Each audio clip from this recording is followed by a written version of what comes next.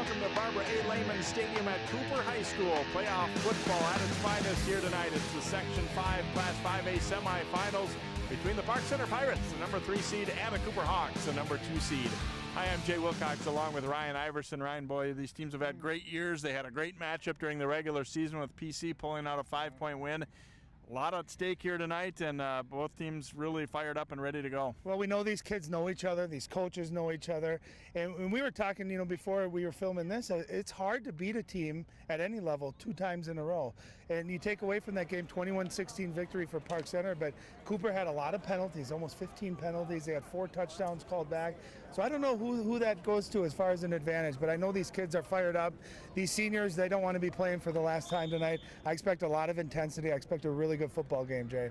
I think we'll find out too. There was a lot of talk about who should have been seated ahead of each other. Cooper got the bye. Park Center got a chance to play Southwest.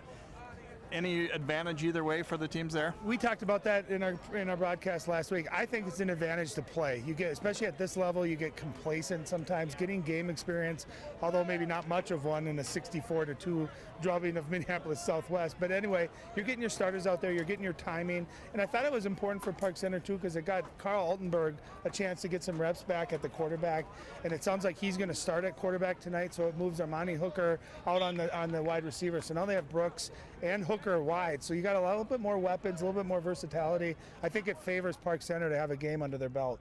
Let's talk about key players in today's game. Obviously, we know all about Armani Hooker, what he's done this year, but Ty Brooks has had a phenomenal year, including that game last week, 3 touchdowns in the second quarter. I mean, he is a 1A type player, not a secondary player for them. Well, we joked during the broadcast, every time he touches the ball, he is dangerous. He can score, and he does it in a variety of ways. Obviously, quick passes. We saw him have excellent quickness, be able to turn upfield and get to the end zone, but also punt returns, maybe kickoff returns, and defensively had a defensive touchdown last week as well.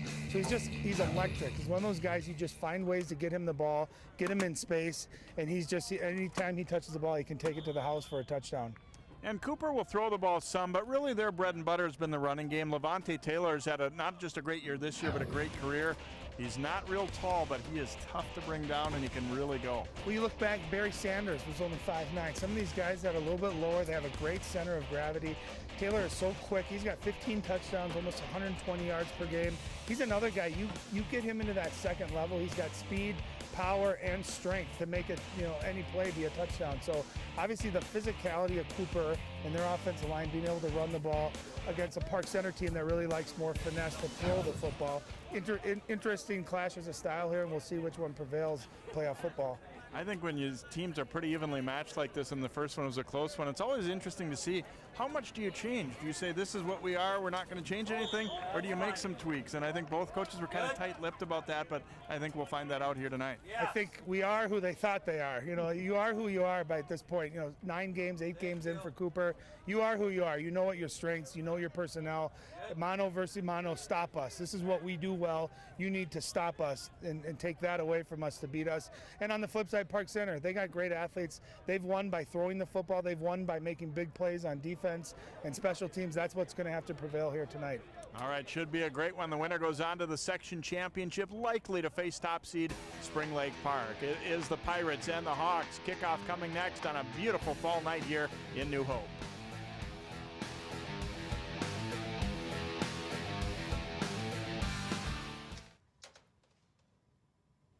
Wow, these are really good. You act surprised.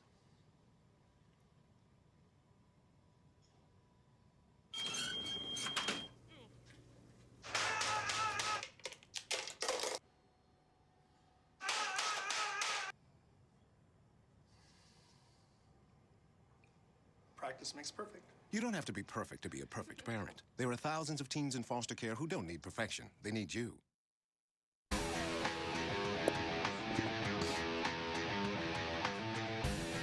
And welcome back to Cooper as we get set for tonight's contest here. And it doesn't get a whole lot better weather-wise. No wind to deal with here. Temperatures perfect in about the mid-50s to low 50s. And these teams should be ready to go for their second go-round this season. Joining us on the sideline once again this evening, Allie Arlt. Let's go to Allie.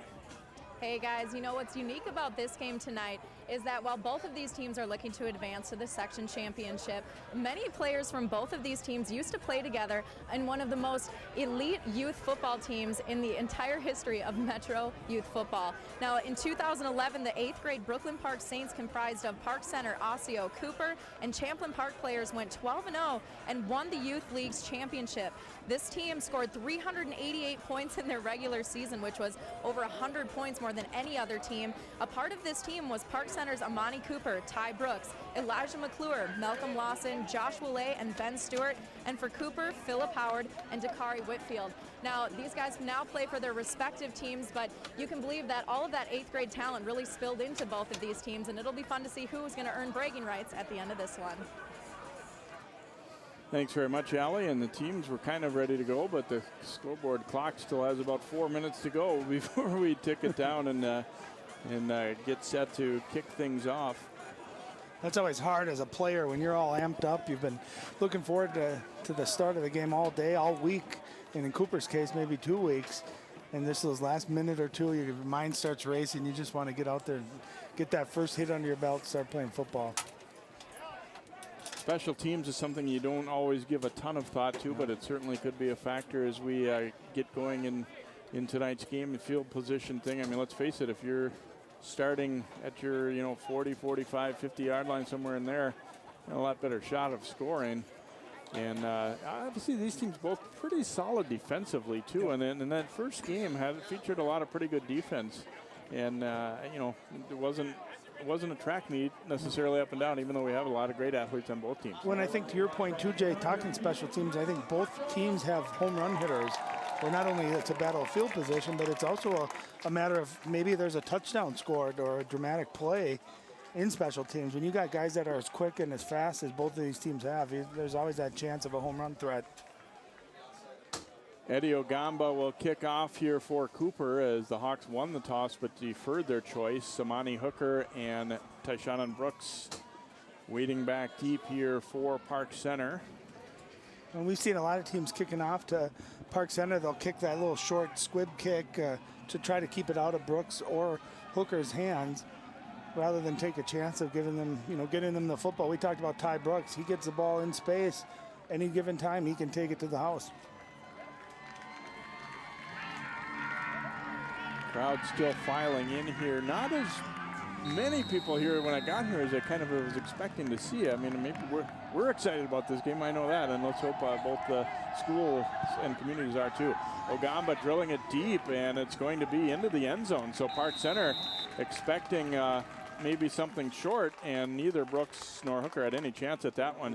They are going to go with Carl Altenberg at least to start things at quarterback. Wouldn't be a huge surprise to see both he and Amani Hooker at times tonight. Altenberg threw the ball well last week. You see he's completing 50% of his passes. He was dinged up a little bit, and that led to Hooker, kind of becoming a full-time quarterback for them. But obviously both ways they have some weapons out there. This time they can have Hooker out as a receiver. And here's a look at the offensive lineup for Park Center, along with Altenberg as we get set for this 1st and 10 play from the 20-yard line. I set behind Altenberg.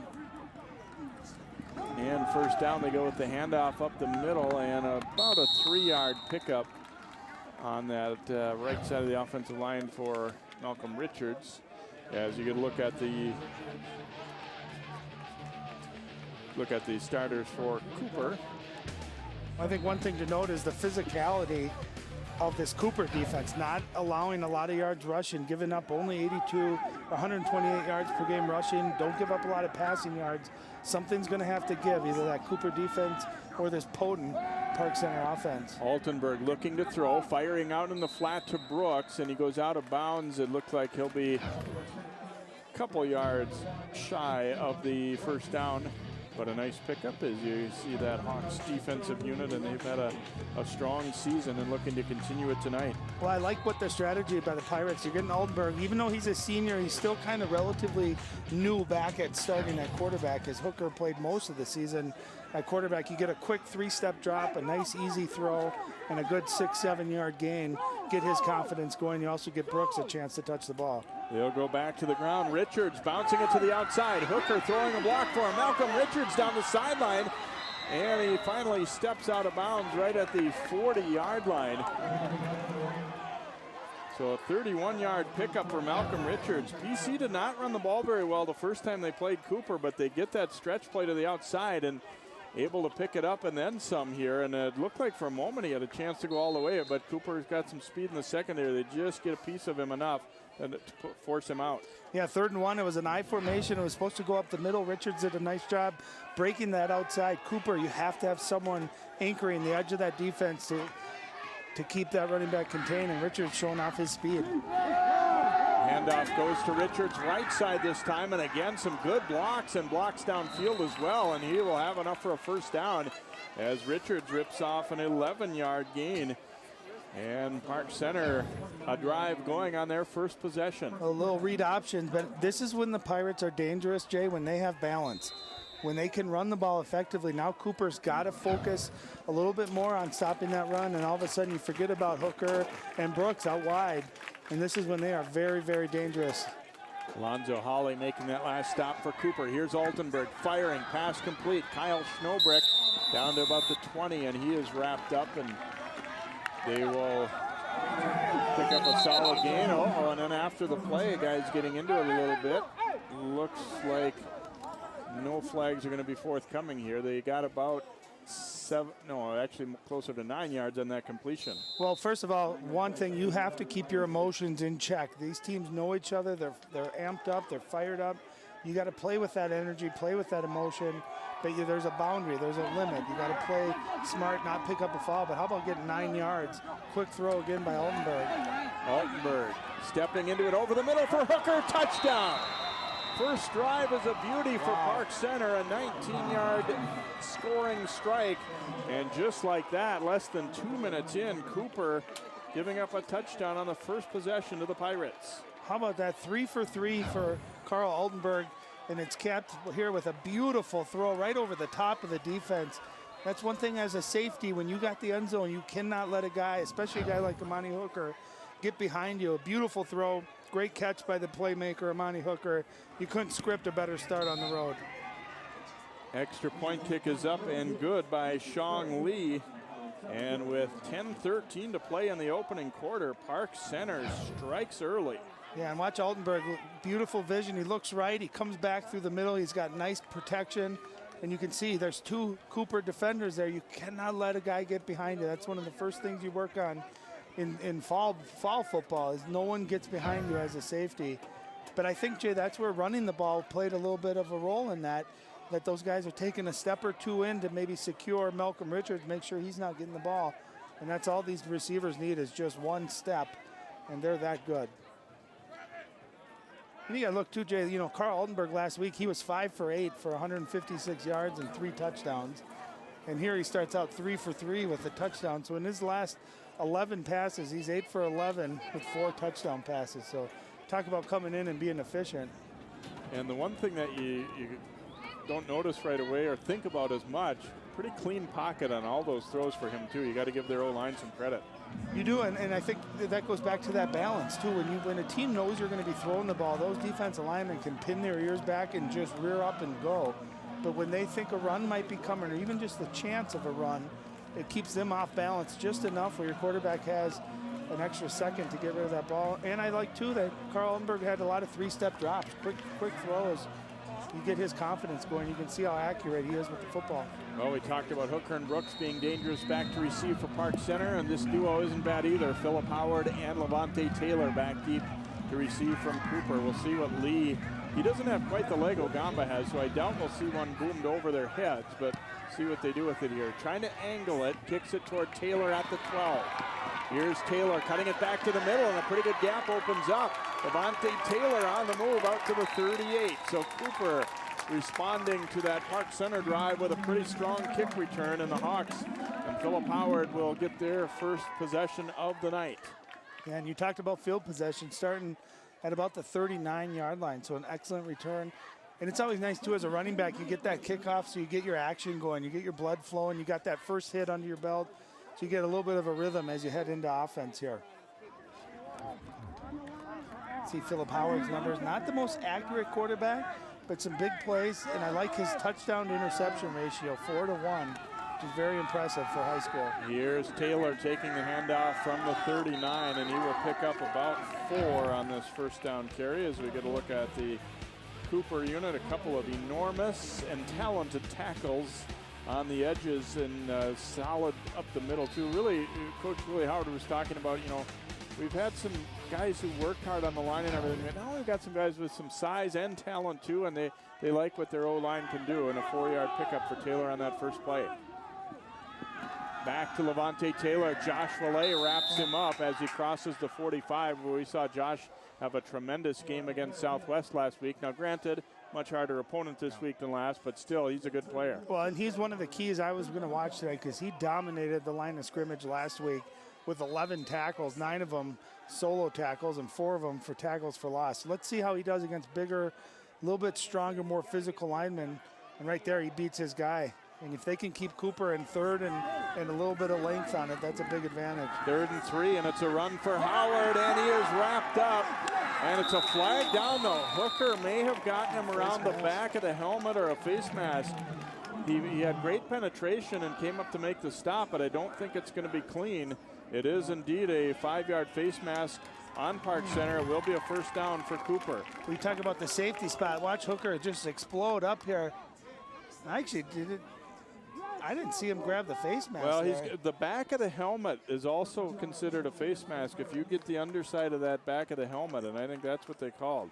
Yeah, but the quarterback ducked. Sometimes you can't help with the quarterback or the running back, the ball carrier changes position. But lucky for Cooper, that's a big first down break right there to keep the drive going. There's one thing we saw, you don't want to give this Park Center offense repeated chances, especially when they're in good rhythm.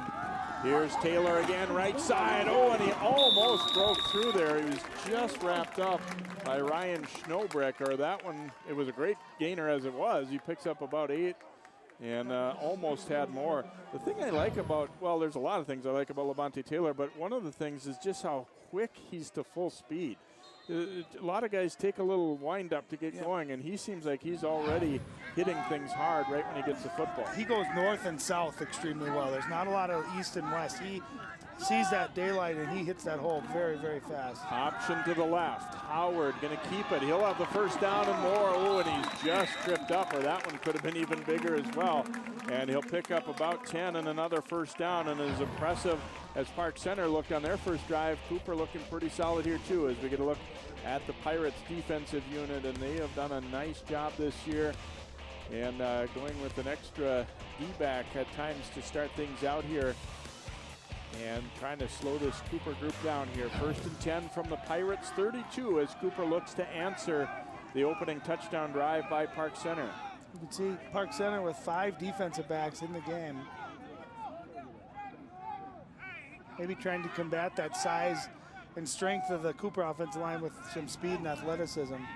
Howard looking to throw, fires, he has Brown, and Brown is going to score. 32-yard touchdown strike for the Hawks. Jordan Brown on the catch for Cooper, and they're within an extra point of tying it. Well, nice throw by Phillip Howard, but Jordan Brown, the second leading receiver on the team, watch the seam here, right down the middle. Nice job catching the ball, and really just some poor tackling by the Park Center defenses. You got to wrap it up, but an excellent throw, and again, the threat of running the football. A little read option there, defense collapse, opened up a very nice seam right down the center of the field, and an excellent throw and catch for the touchdown. Extra point try is up, and it is good. And with 7:35 to go in the first quarter, Cooper battles back to tie things up at 7-7. We said last time was pretty good defense and not real high scoring. Maybe we're going to see the reverse this time around, at least based on how things have gone so far. Yeah, I want you to watch number 12 in the secondary, Peyton Wenzel. You can see that he's coming over from the defense's right side. He's got to anticipate that as soon as that ball's in the air, he needs to close that gap. There needs to be a catch and a hit right after that. You know, and we talked too how Cooper got, you know, damaged in their first game with 15 penalties that maybe cost them the game. Well, there we saw a penalty go against Park Center to give them a big first down on that 3rd down conversion there. So even up at 7 apiece as Ogamba gets set to kick it off here for Cooper. Last time was a touchback. We'll see if Brooks and Hooker have moved back just a touch here. They would obviously like to get their hands on the football and see if they can't get a return going.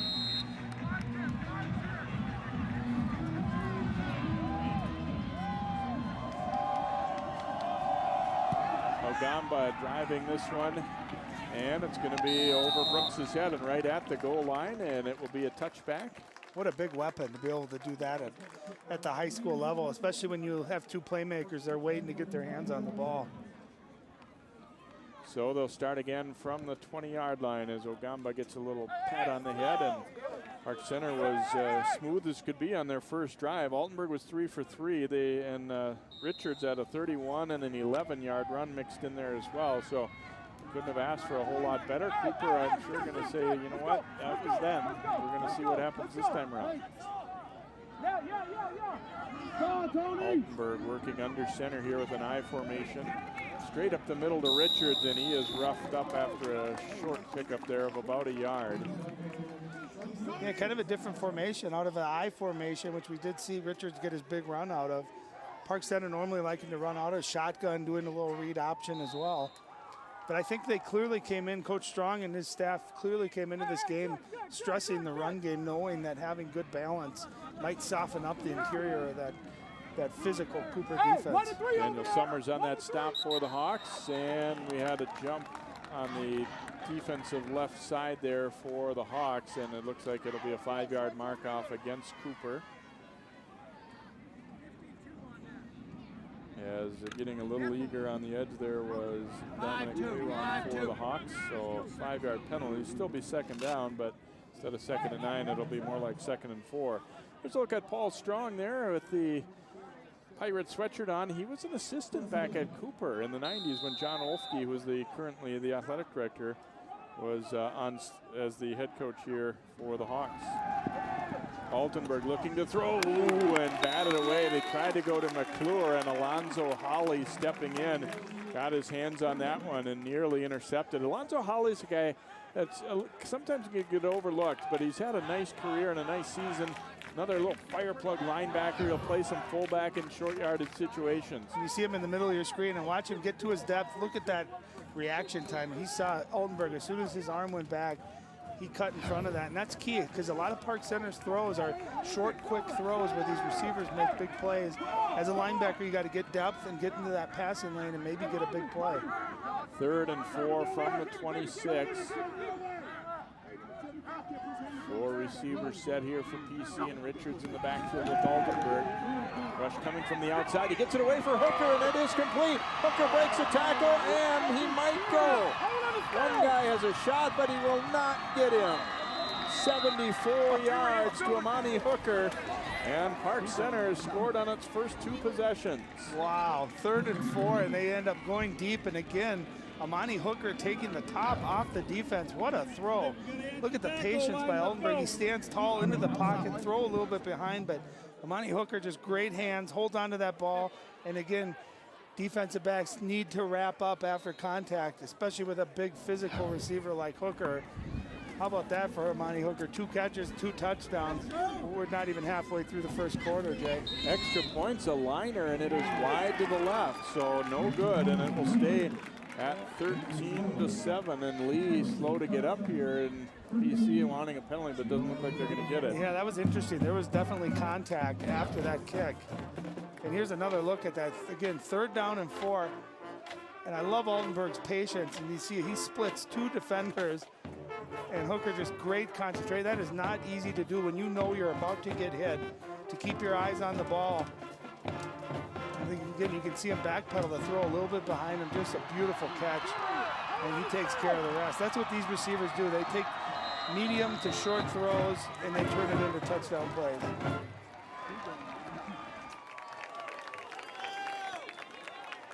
Ooh, bumped into a little bit, just kind of falling. Oh, let's see the referee reaching as though he were going to pull the flag up, but now he's saying that he got pushed into him. Yep.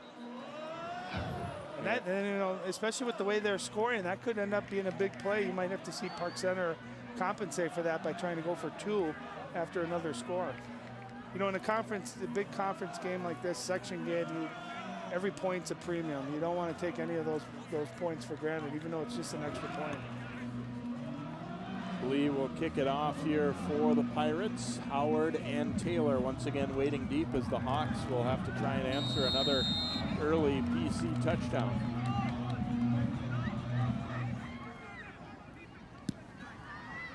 Booted toward Taylor again on the 10-yard line. He'll take it. Again coming back through the middle. Levante Taylor on the move. Breaks the tackle and he has a chance. One man still with a shot. Taylor is going to go the distance. Touchdown Cooper. No flags on the play. This one will go for 90.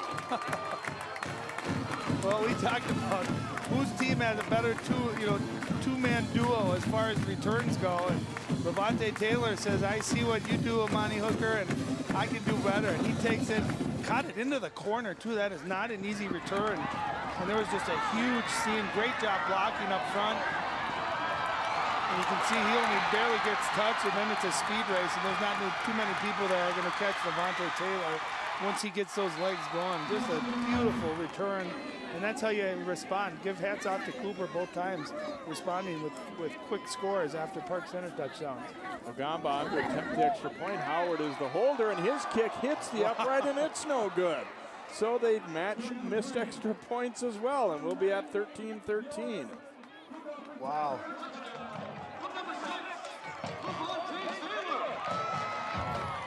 We might be in for a real barn burner tonight, the way it looks here, Ryan, so far. Wow, great seam. And the first one had a big gap to it. And they've done something right in terms of how they're getting these kick returns going. I mean, yes, it's impressive what Taylor did, but the blocking was phenomenal. Then the extra point, you see he's got plenty of leg on it, but just bangs it off the upright. Well, and we talked too about, you got the kicker, for Ogamba, for Cooper, being able to kick that ball into the end zone. What a big play that is. You can sure imagine if Park Center could kick it into the end zone, not give Taylor a chance to return it like that. The bottom line is football is about guys, your playmakers who can make plays. And so far tonight, no one's disappointed. So how do you take that away? Well, one way you take away Brooks and Hooker in the kick return game is by kicking it out of the end zone. I wouldn't be surprised to see Park Center go back to that little short pooch kick that we've seen Lee do a few times earlier in the year.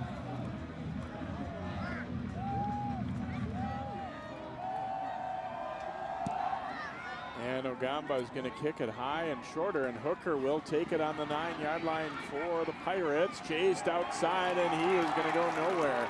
But a flag down on the tackle. So it looks like the Pirates will get a little bit of a break there as Cooper will be penalized, I think. That is a face mask. And it's going to be the big 15-yarder as well. So Park Center's field position will not be nearly as bad as it looked like it might be. Well covered, however, they got the mask. And same thing, actually, on the back of the helmet. Yep. Well, excellent coverage by Cooper, unfortunately. Sometimes you can't. I know when you're at home and you're watching that, you think, how do you do that? But when you're in the play trying to do anything you can to make a tackle, sometimes you don't have control where your hand goes or if they duck their level. And so excellent coverage by Cooper. Unfortunately, just got caught with their hand in the cookie jar. So that'll move it out to the 27. We'll see if PC still has things going the way they have on the first two possessions, because they've been solid. Start out with an eye set here behind Altenberg. Go to the up man, and Tamel Quinn will carry it out over the 30. About 2.5 yards.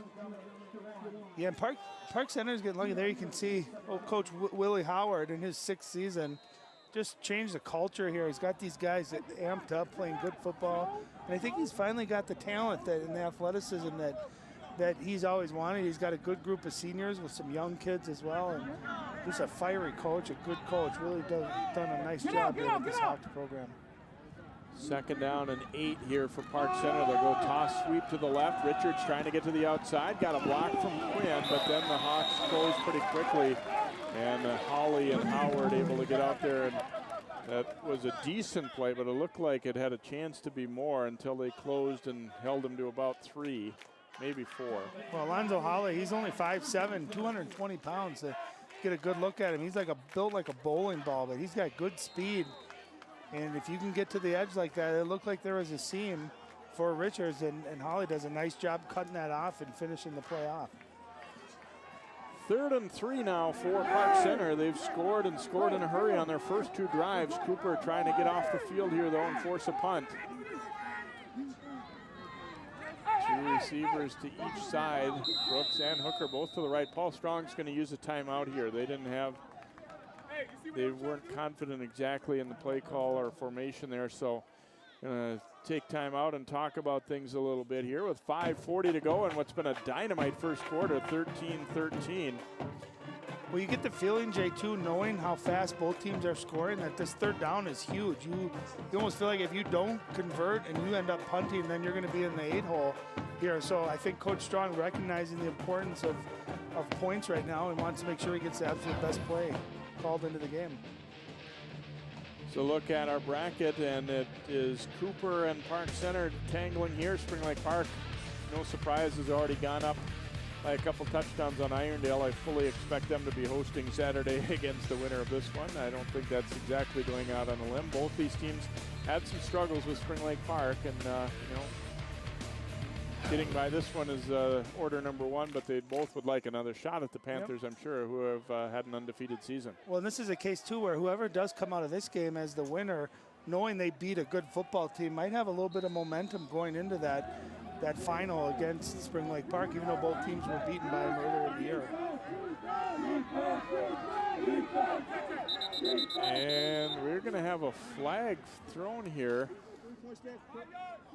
Going to be against Park Center, I believe.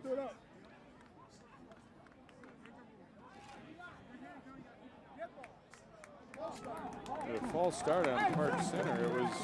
It was an interesting one, but somebody must have kind of come set and then moved from there. God, it sure seemed like they were still walking up to the line of scrimmage, didn't they? Huh. Which has become real common now for teams to, call plays from the sideline with signals, but spotted and called. So 3rd and 8 now for the Pirates. Well, that's a big difference from 3rd and 3 now to 3rd and 8. Definitely a huge difference as far as maybe opening up the playbook. You're probably not going to run the football now. Altenberg under pressure. Altenberg's going to be dumped. He fumbled. He lost the ball as well, and Cooper will get it. Yeah, Altenberg stepped up into the pocket. When that ball was low, it looked like it was stripped. And Daniel Summers comes down with the recovery. Watch Altenberg step up into the pocket here. Fumble forced there by Dominic Cleron, and then Summers with the recovery. Yeah, and a really long developing play. Cooper does a nice job getting some pressure as that pocket collapsed, and then just a heads-up play. Altenberg, when you step up, you've got to have 2 hands on that ball, knowing these guys are going to be slapping at it. So a big turnover and a big play for that Cooper defense. So the Hawks get the football at the Pirates 25, trying to take the lead for the first time. Here's Howard handing off. Levante Taylor with some room on the left side and stumbling forward inside the 20. We'll see where they'll spot this one. He's going to pick up about 6. There's a look at Summers, who made that big recovery. I'm sure Cooper defense, both among the players and among the coaches, saying, you know what, we got to step it up. The first 2 drives they ran or threw right through us, ran and through, and they make the play there. You kind of knew we probably weren't going to see a touchdown every drive all night, and they made the big stop there. Here's Taylor, and he is wrapped up. Joshua Lay able to hang on and is he a player or what, Jay? I tell you, about every possession, whenever I look up, I see number 75 in that backfield, and it doesn't matter if it's Minneapolis Southwest, if it's Benilde St. Margaret's, a game we did early in the year, or so far tonight against Cooper. He is just an animal. Look at the penetration. And not only that, but to dive and catch and grab a running back like Levante Taylor, excuse me. I mean, just an athletic play for the big fella. 3rd and 3 now for Cooper. PC trying to come up with a stop. It's going to be Howard on the run, and he will have enough for the first down. Great weapon as a quarterback, and that one was a called run all the way, and they picked it up fairly easily as that offensive line did a nice job of moving the Pirates. Well, there's just the size of that, especially on that right side of that Cooper line. Just some big, powerful kids. Not to mention, Philip Howard's a big, strong kid, too. He gets that momentum going forward. Easy to pick up a yard or two if that's all they need. So 1st and 10 now from the 14 of Park Center. 13-13, each team scoring the first 2 times they had the ball, but then Park Center turned it over. Handoff going up the middle here, C.J. Adams taking the handoff that time for the Hawks. And he will pick up about 2. Well, C.J. Adams, the second leading rusher on this Cooper team, so he's a nice little change of pace back, but he's also got good speed. And really the first time, I mean, Cooper, you got to be impressed with. Even plays that aren't going that well, they're still getting 3-4 yards, still getting positive yards, even on inside plays. 2nd and 8, back to Adams it goes, and wiggling his way through there. Park Center trying to rip the ball out, but they don't get it, and Adams will be down near the 5-yard line. Well, Levante Taylor, 5'6", C.J. Adams, 5'7". Not quite as thick, as built, as strong as Levante Taylor, but you can see he's got a little bit of power. He took on a couple Pirate defenders, moved that pile forward, and it's only 3rd and 2 here, so they have a chance here to pick up a first down, not having to have to score a touchdown. Howard will run behind Taylor. They stack him up, but let's see where they'll mark forward progress here. Inside the 5, and it's going to be quite close, I think. The referee going to take a long look, and he says, yes, indeed, 1st and goal here for Howard and the Hawks. Well, nice job by that Pirate, that right side of their defensive line. Howard ran into a wall. Unfortunately, just a little bit past the first down, but a nice tackle, group tackle. And now they're going to have 1st and goal here within about at the 4-yard line. Howard handing off to Adams, breaks a tackle, reaches, and did not quite get there, it looks like. They're marking it a 2nd down, so it'll be 2nd and goal from the 1. They had both Taylor and Adams in the backfield that time. Out of the I formation, Hooker does a nice job coming up, making that tackle. He grabs his legs, but Adams able to keep those legs moving, gets it down to about the 1-foot line. Here is Levante Taylor, and he will walk in for the touchdown, and Cooper in front for the first time as Taylor pushes it in from a yard out, and give that O-line some credit. Those are some big guys up there. They're able to move the pile back, and Taylor did the rest. Yeah, Taylor didn't get any contact till he was already about a foot into the end zone. So again, credit that push. Who's going to win that line of scrimmage tonight? This Cooper offensive line, big and physical.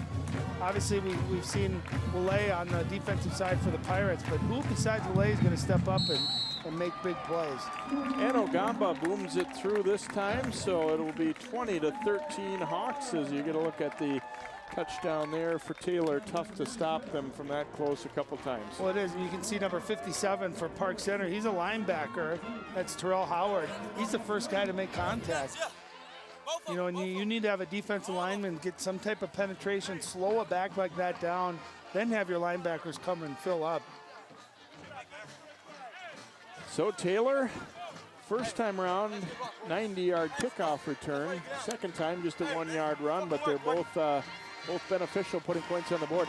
It looks like Cooper is not panicked when Park Center kind of came at them with everything early here either. Well, I think you got to know that Park Center, as good as you think your team is, Park Center's got some great athletes, some great playmakers. They're going to make big plays. You know, it's always about not what just happened, but how do you respond, whatever it is going to be.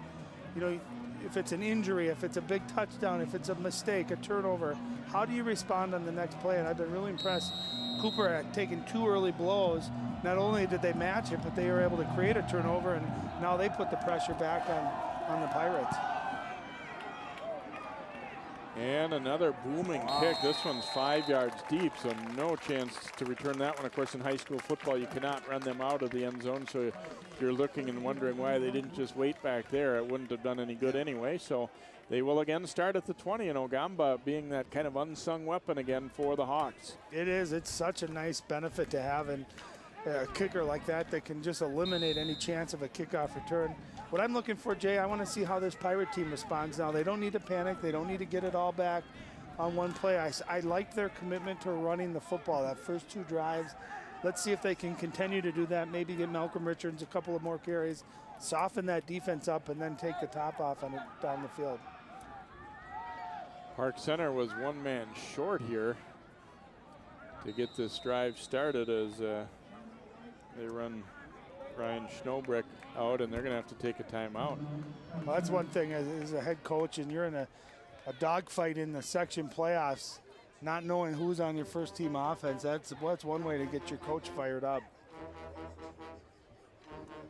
So they have to use a second timeout right there. And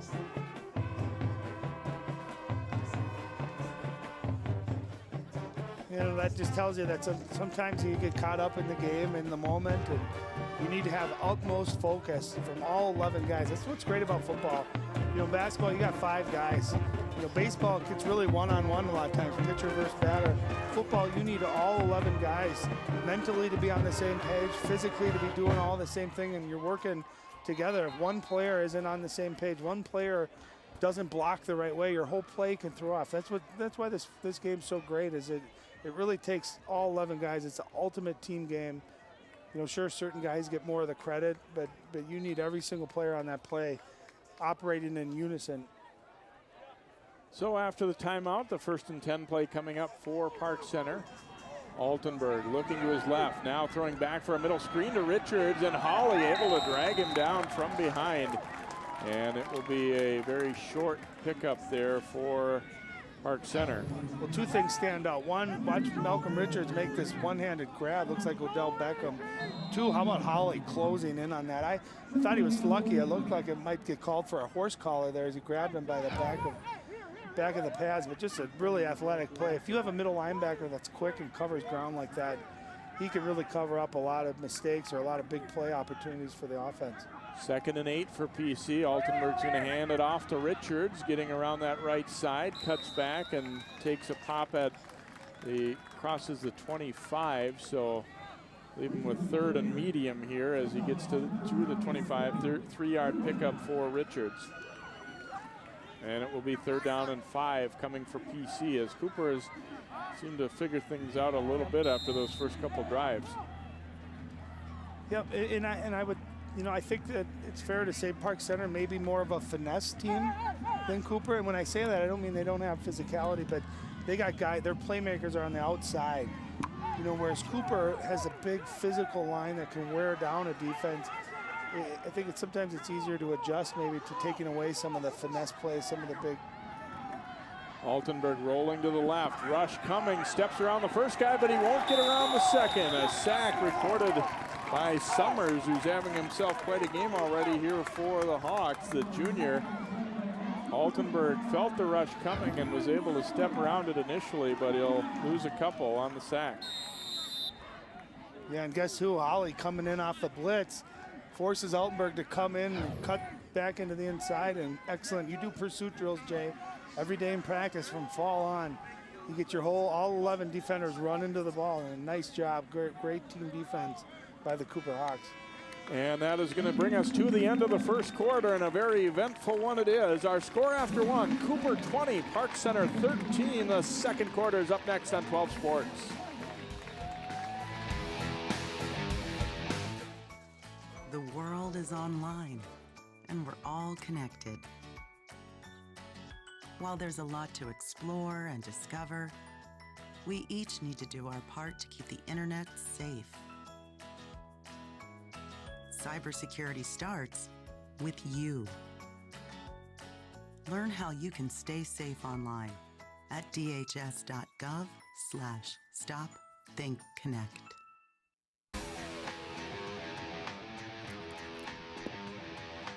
About as nice of a night as you could ask for playoff football here at Cooper High School, and a fabulous start to this one. Park Center went right down the field, scored. Cooper right down the field to answer, and a 74-yard strike to Amani Hooker, and then answered by a 90-yard kickoff return by Levante Taylor, and then Cooper forced a turnover. Yep. and were able to punch it in. So they had a short field to work with, and they lead at 20-13 after the opening quarter here tonight. Yeah, and Cooper doing a nice job. They're putting Park Center in 3rd and long situations. Where on the flip side, Cooper, if they do get to 3rd down, it's usually been a 3rd down and a yard, maybe 2. McClure on to punt. Thomas Hall, the return man for the Hawks, fields it at the 42. Got by the first man. Hall trying to bounce it out, and he is brought down by Hooker at about the 48. So it will be good field position for Cooper once again as they get the ball. Last time they got it at the 25 of Park Center after recovering a fumble. This time just shy of midfield. So they started to tilt things in their favor in that way too. Yeah, and really Park Center just not able the last 2 drives, been 3 and out. Well, that's 2 drives ago, it ended up in a fumble and turnover. The last drive, 3 and out. So just not able to sustain it and maybe change the balance of the field as far as field position goes. I'm interested to see how Park Center adjusts to this Cooper offense. Mostly it's been a lot of right up the middle with C.J. Adams and Levante Taylor. Adams takes the handoff here, as in at quarterback that time for the Hawks, Cameron King, who's been playing, you know, kind of somewhat similar to Altenberg, where he's been mixing in and hasn't played nearly as much as Altenberg, but he's had a fair amount of snaps this season at that spot. Of course, they use Howard on defense a lot too, so give him a breather and get King ready. It's always nice to have some actual, real quality, legit snaps for your number 2 guy too.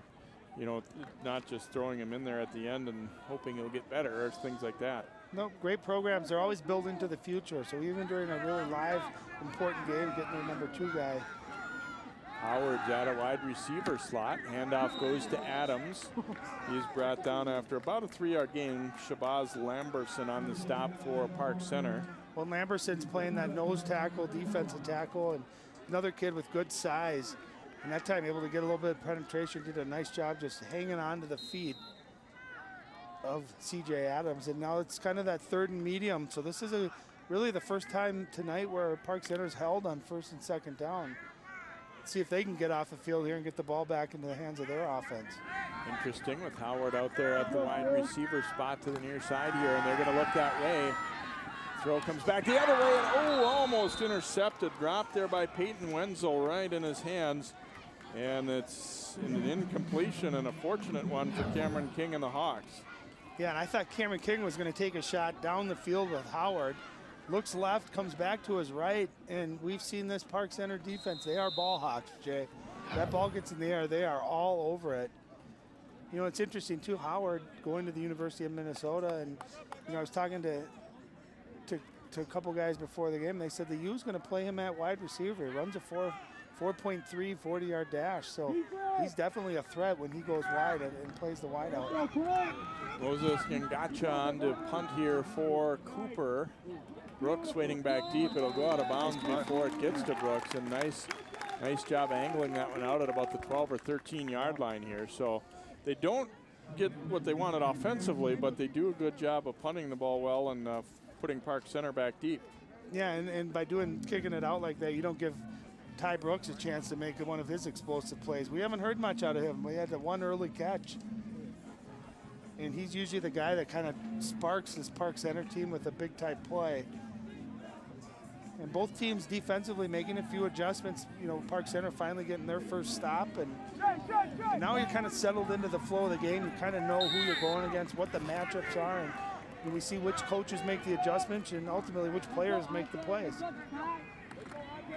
Altenberg handing it off to Richards, and a huge hole to run through. Richards pounded hard after he crosses the 25. It'll be a first down here for the Pirates.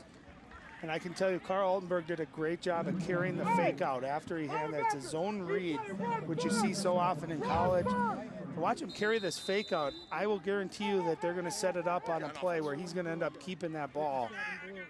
And right now they're running the ball. Their first 2 drives, they had very successful running the football, and it opened up some big pass plays later in the drive. First down from the 27 now as Park Center. I got movement on the right side of the Pirates line there. We'll mark off 5 against them. That's Willay getting an early start. And those are the kinds of penalties that just crush your drive. You just had a great first down run, and all of a sudden you're going backwards. You put your offense into a hole.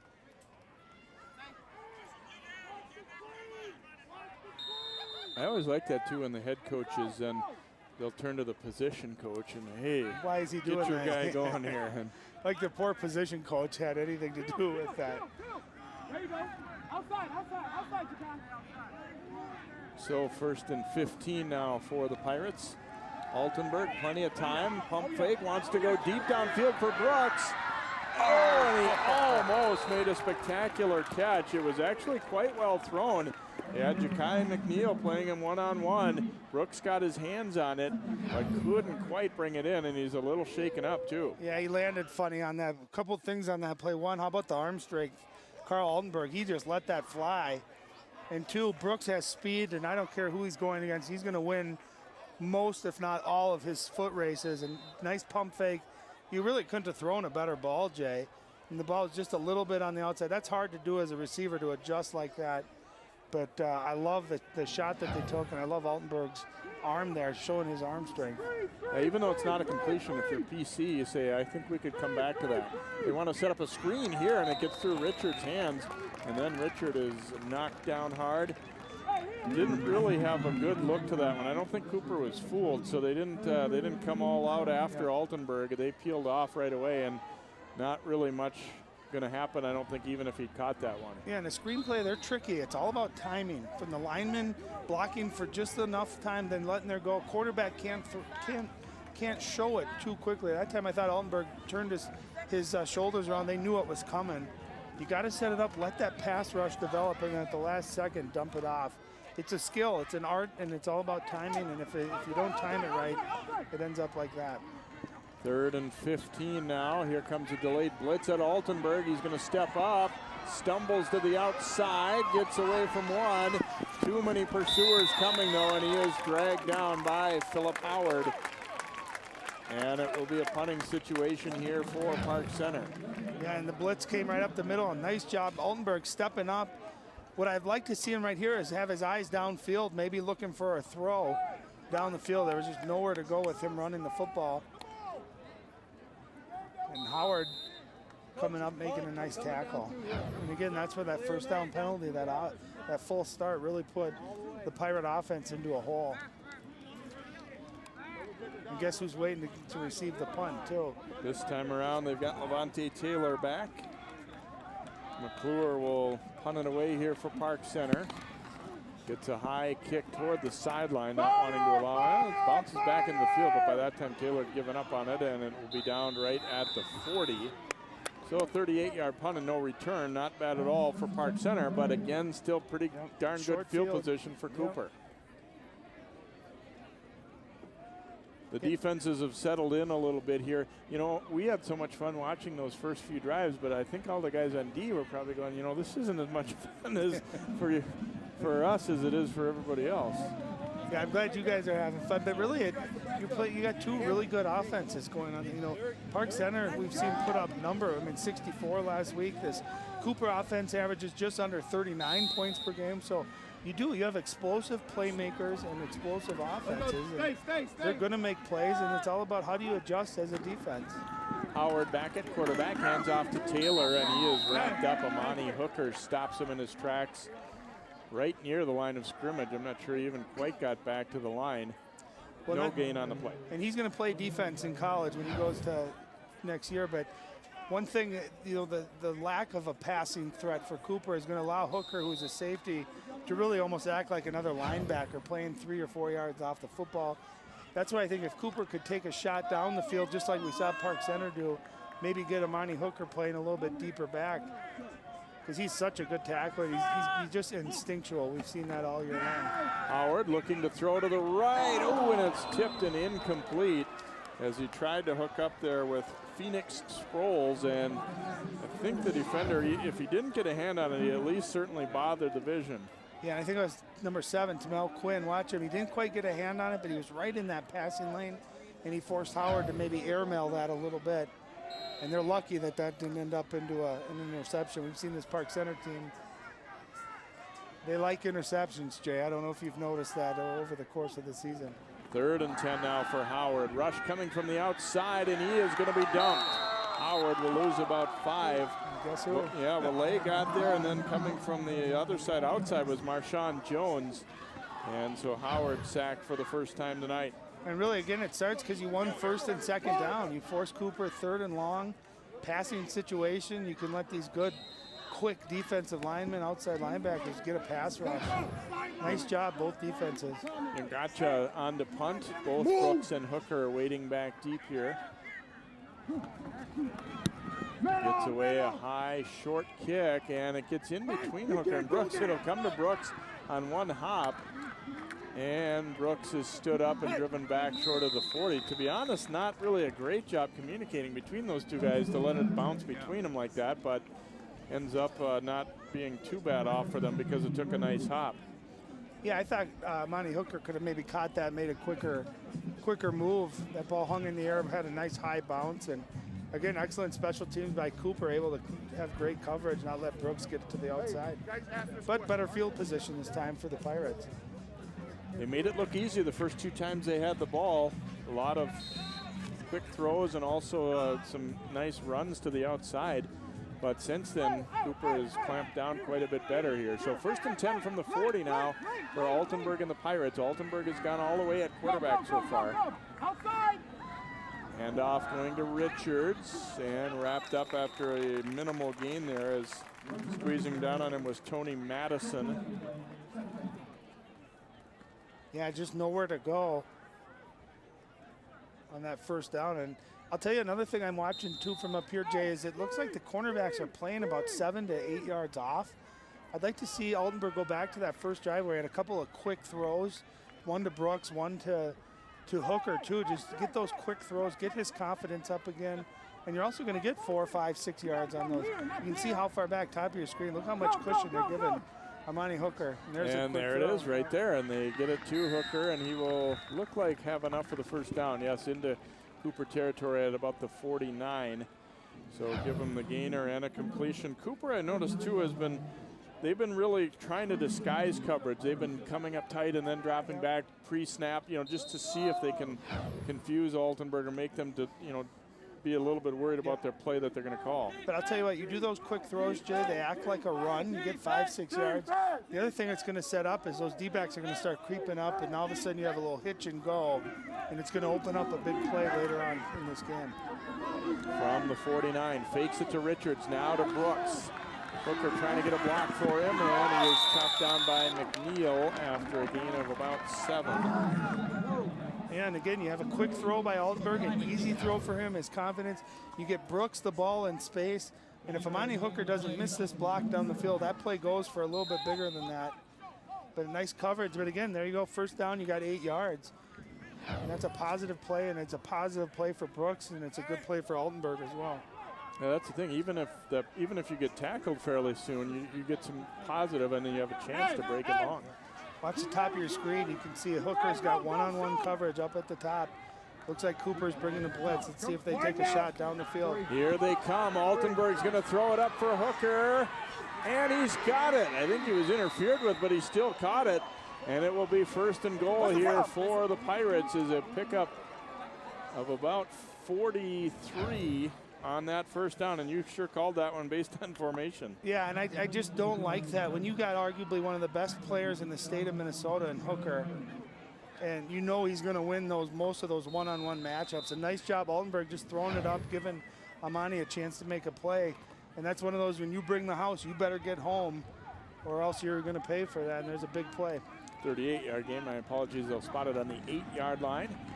And off to Richards. Richards trying to get free and thrown down by Holly over there near the sideline. He was still in bounds. We saw the official signaling to keep that clock spinning there. So Richards kind of popped away from the first contact, but then Holly runs him down. How impressive has Holly been tonight? He's just laterally, he covers from one sideline to the other, and when he's wrapping you up, you're not going anywhere. Very sure tackler, and this is where we see a lot of crossing routes. We see Brooks to the top of your screen coming up, and then Hooker's going to be at the bottom of your screen. This is where we'll see Brooks either cutting in, or we might get a bad snap. Altenburg has to struggle to pick it up. Now going to throw it on the run, and Brooks coming back to meet it, makes the catch, and he's thrown to the turf there by Ante Burns. Nice job, Altenberg. Low snap, ball on the ground. He stays composed. And that's not an easy thing to do, throwing when you're running for your life like that. And you see Brooks get suplexed down, a nice physical tackle. But Altenberg turned into, potentially a dangerous play into at least something positive. Not a big game, but yeah, it ends up being about one of the more eventful 1-yard plays that you'll see there. So 3rd and goal now from the 4. They're trying to motion. You're going to see that. They're trying to get one-on-one coverage with Amani Hooker up top, and you can see Cooper. Oh. No, they went Park Center. Timeout, Pirates. I thought Cooper was going to get a timeout to try to match up against that. So that'll be their final timeout. 3:46 to go before halftime. Park Center looking to try and battle back and tie it up here. We have not had any scoring in the second quarter after the first quarter was touchdown after touchdown. Well, defense is settled in. This is where I think Amani Hooker, when he's at quarterback, when he's down in the red zone, is really tricky, because we've seen him do a lot of quarterback bootlegs where he either runs it in or he gets outside of the pocket, able to make a play with his arm. So I wouldn't be surprised somehow to see him either play quarterback, come into motion where the ball's in his hands. Otherwise, they're going to try to ISO him where they can get one-on-one coverage and either throw a jump ball or like a quick slant, trying to get him the ball. And he's so physical. He's not overly, tall as far as his size. I mean, he's 6'1", but he's just physical and athletic.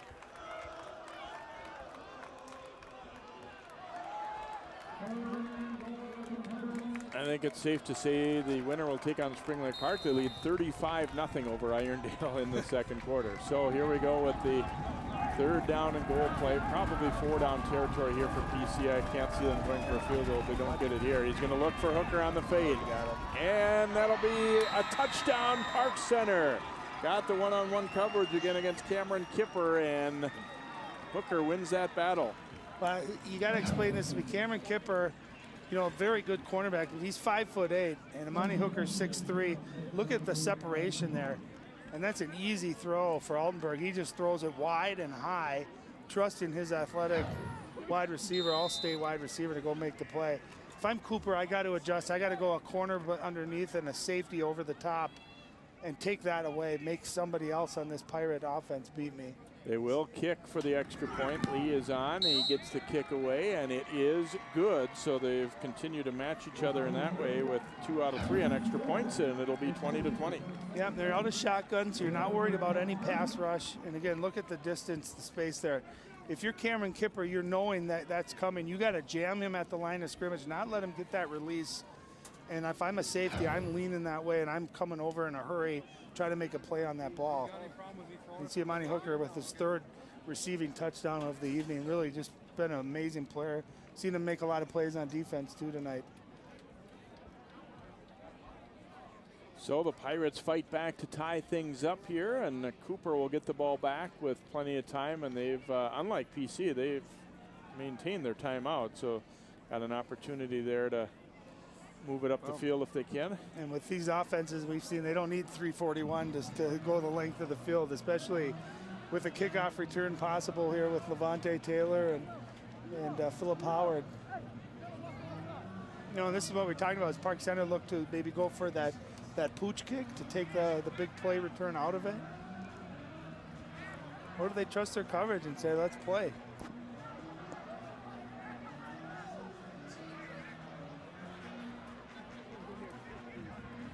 Lee getting set to put his foot to it here for Park Center.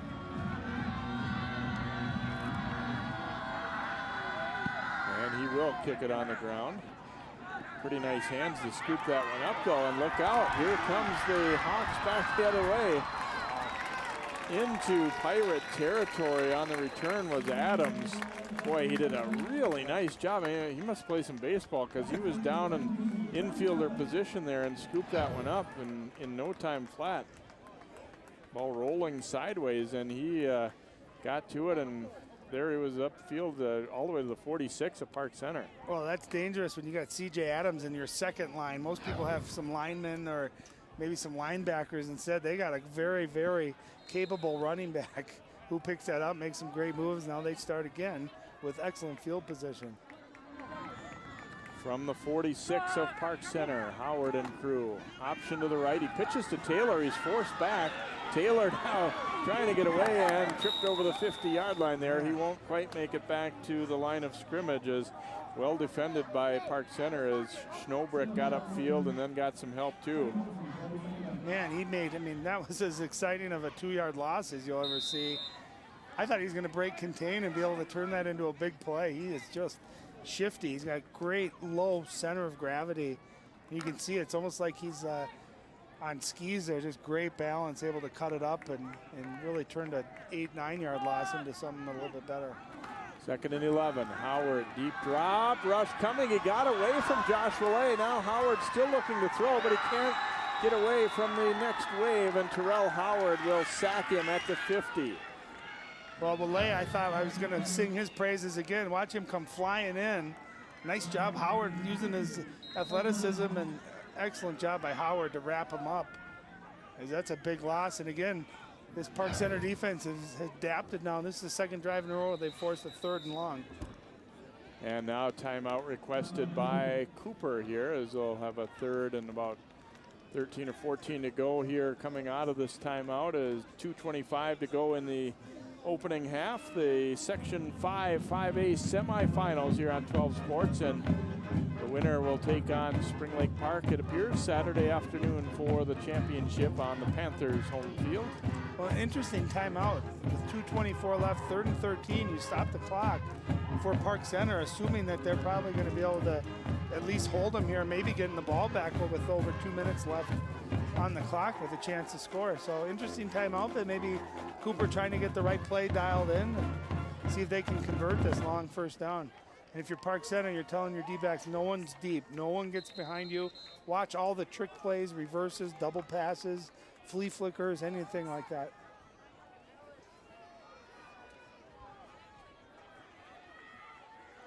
So 3rd and 14 here for the Hawks.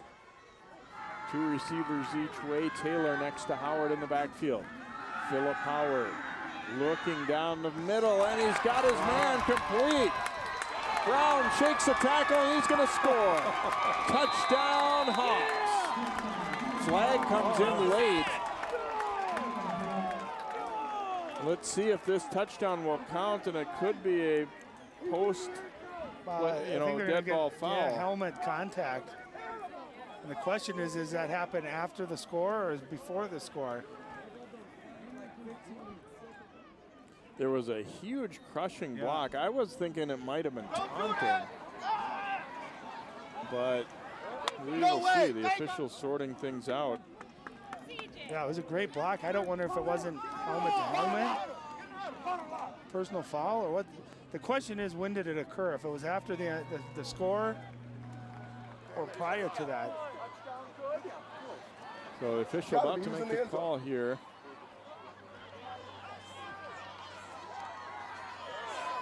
It is a dead ball personal foul against Cooper. So the touchdown, I believe, should stand. That's what Cooper's asking right now. And here's the replay. A nice job by Howard stepping up. Let's see if we can see this.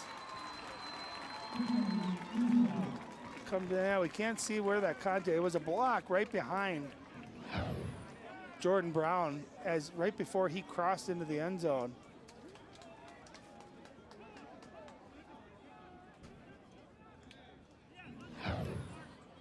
Here we get a little bit wider look here. Let's see if we can see the block. I think it's going to be from number 13 here. Oh no, it's coming right there, 21, yeah. If that's the penalty, I'd say sorry, it's just a good hard block. Well, there's nothing wrong with that. But my question is, if that is a penalty, wouldn't that, that occurred before or right as the touchdown was being scored. Wouldn't that be during the play? Yeah, so it's hard to say for sure if that is what they called or not. Ogamba's extra point kick is up, and it is good. And so Cooper striking on a big 3rd down play. It was 3rd and 14, and they go for 50 and a touchdown to Jordan Brown. Yeah, and a nice step and throw by Howard, and Brown does all the work here. The rest of it, and there's the block.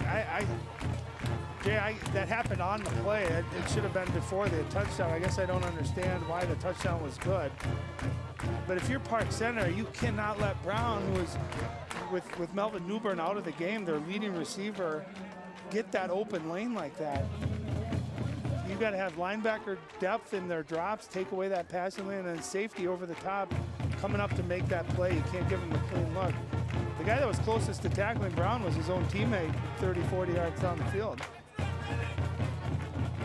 So the big plays continue. They've slowed from the first quarter, but we get the big strike from Howard to Brown for the touchdown.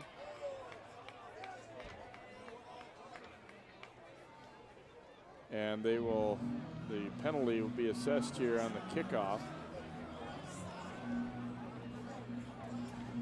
Well, 2 minutes and 15 seconds, especially with the penalty added to this kickoff, you're going to see a couple of guys get a good chance here. You're going to get Hooker and Brooks with a chance now to make a big return, and certainly plenty of time, even though no timeouts, for Park Center to get back on the board here before halftime. I'm not so sure that they're not still up a little farther than they ought to be. I think Ogamba might be able to kick this ball over their head. And that's what we see. Brooks will drift back though and take it on the 20, and he circles around back to the middle. Cooper though stays in their lanes pretty well. Brooks shakes a tackle, and then we'll get out over the 30 to about the 32-yard line. Cooper's done a pretty good job of staying in their lanes coming upfield, and also obviously kicking the ball quite well. And you can see Brooks is frustrated there coming out of that pile. A little bit more dancing from him. We usually see him turn north and south in a hurry. And that time he went very lateral before he busted it up to see him. I'd like to see him use his speed and try to get up the field a little bit quicker. Try to get him in space where we've seen him be explosive all year long. Well, and having to circle back gave those, the guys, the coverage guys, a lot more time to hurry over there and get to it. You'd always rather be coming up to receive the ball than going back. Absolutely. From the 32, Richards takes the handoff, and he is wrapped up in a hurry there, maybe about a yard gain for the Pirates. Time a little bit of a factor, mainly because they've already used their timeouts. We're under 2 minutes. And they don't seem to be in any big hurry to try and get something going. Of course, in your own end of the field like this, you want to avoid a big mistake that gives them a chance too. Well, let's see if they go back to their game plan that's worked on their 3 scoring drives. A couple of quick throws early, get the ball movement, get a first down, and then try to make a big play down the field. And again, you can see the cushion that they're giving these receivers. Play action, Altenberg throwing down the middle for McClure, and it's intercepted. Ngacha with the pick. Working his way back, and will be brought down at the 40-yard line. So another turnover here by the Pirates as Ngacha with the interception. Yeah, he got you on that one. He was in perfect position. That ball was overthrown. And you can see sometimes quarterbacks, when they try to throw too hard, the ball will sail a little bit, and Gotcha playing great coverage. Does a nice job catching it, not only staying in bounds, but then going upfield, getting them an extra 10 or so yards after the interception. Yeah, the ball was thrown behind and high. So Cooper, plenty of time. They're at the 40, a minute 14, and they've got a couple of timeouts remaining as well. Boy, they could really, this could be a big turning point in this game if they get a conversion here. And remember, too, they get the ball to start the second half.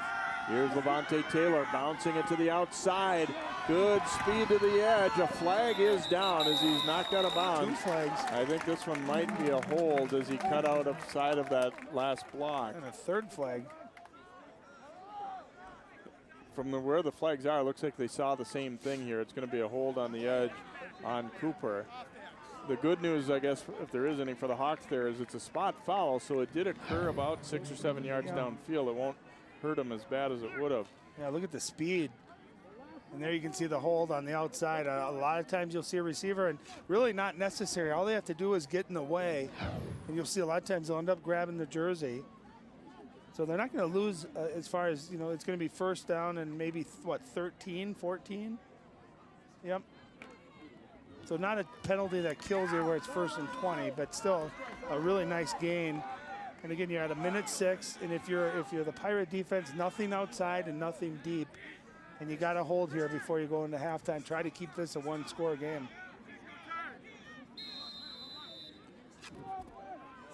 So 1st and long here for the Hawks after that hold. Here's Howard. Good time to throw. Now stepping up. Still looking, and he's going to trot out of bounds here after a short gain. Give him about a yard or 2. Well, that's a great coverage right there by the Pirates. And Howard, a nice job showing his speed. He stepped up and got outside. And it looked like the Pirates had nice contain, and Howard just said, see you later. Got to the outside, picked up a yard or two, but a nice job coverage-wise by the Pirate defense and the Pirate secondary. I think a pretty good job, too, by Howard of, not forcing the ball into a bad spot there. Yep. You live to play again here. Keep this opportunity at hand. Well, I think he's smart enough, too, to know that they got a good secondary. If that ball is badly thrown or the ball's in the air or I stare down a receiver, these guys are going to intercept. They're good players in the secondary. He made a very smart play. Cooper's going to use a timeout here as they will get things sorted out on what they want to go here on this 2nd down and long coming up.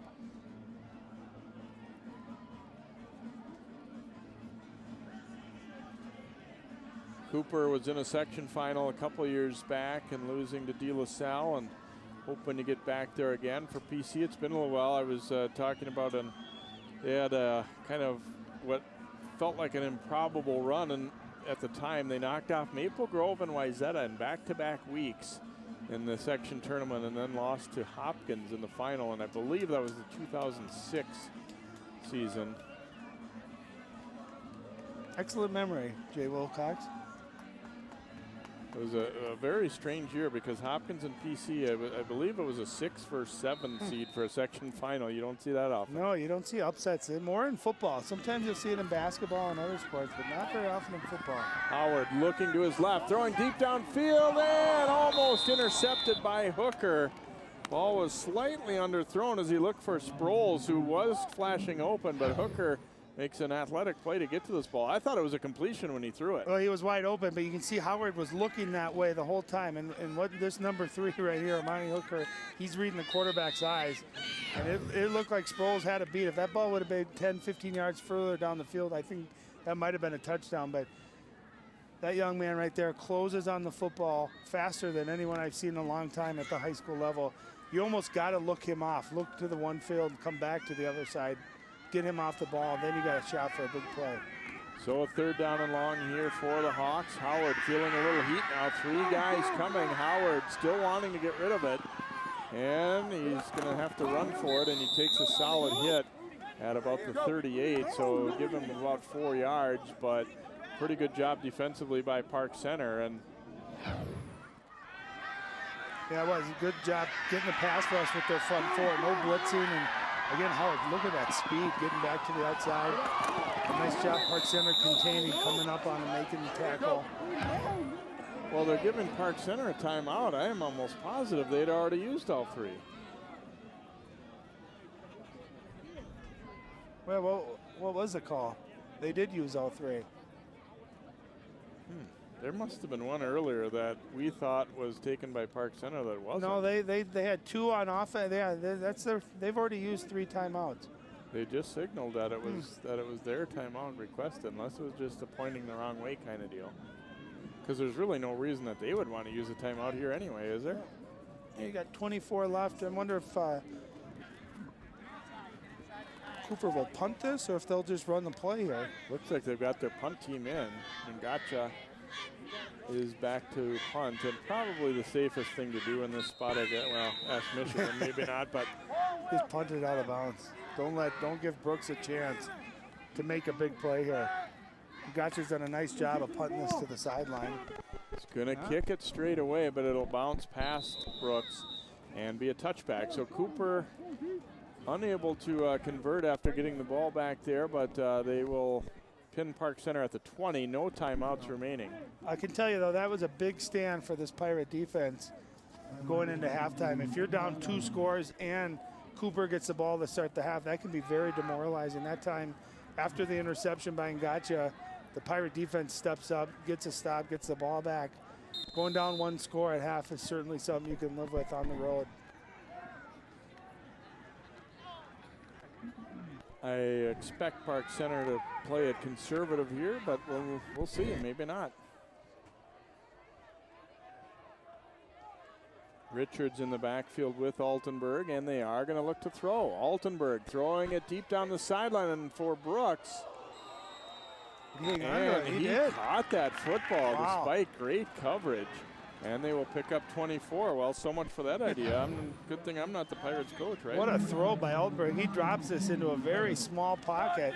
And a nice job by Brooks, knowing he's about to get hit, which he does. And really the best of both worlds. He gets a catch down the field and out of bounds. Clock stops. That is a very nice throw and catch. Kipper was there and Burns coming over to help out. I don't know how they snuck that one in and how he held on, but they did it. Well, and also remember too, high school football first downs, the clock does stop. So if they are able to get another one down the field, they should have enough time to get up the line, spike it, maybe have a shot for a Hail Mary going into halftime. Fakes, now Altenberg has to step around the rush, looking deep downfield, just heaves it up for grabs, and Hooker's got it! And he's out of bounds. 1 second remaining. Unbelievable. What concentration by Hooker. And a great job. Altenberg avoids the rush, steps up, says, you know what, I'm going to give my guys a chance to make the play. Look at that concentration, too. Just an unbelievable play by Amani Hooker. 1 second left. It will be down to the 9-yard line of Cooper. Keep in mind, though, no timeouts, and they're kind of scrambling here. I have to believe that they're going to have to hurry to get this play off. Well, let's see how Cooper defends this. I have a feeling they're going to try to get Hooker top of your screen on one-on-one coverage there. This time they're bringing a second guy out on that. Nice adjustment. Oh, and a bad snap. Altenberg will have to chase it down and just heave it up for grabs in the middle of everyone. It's going to be out of the end zone. There's too many bodies there, so the pass will fall incomplete. What a wild and great first half of football here, and Cooper's going to maintain a lead of 27-20 at halftime in this one. Seen really a little bit of everything in this first half. Well, what a couple of throws and catches there to end that drive by Park Center.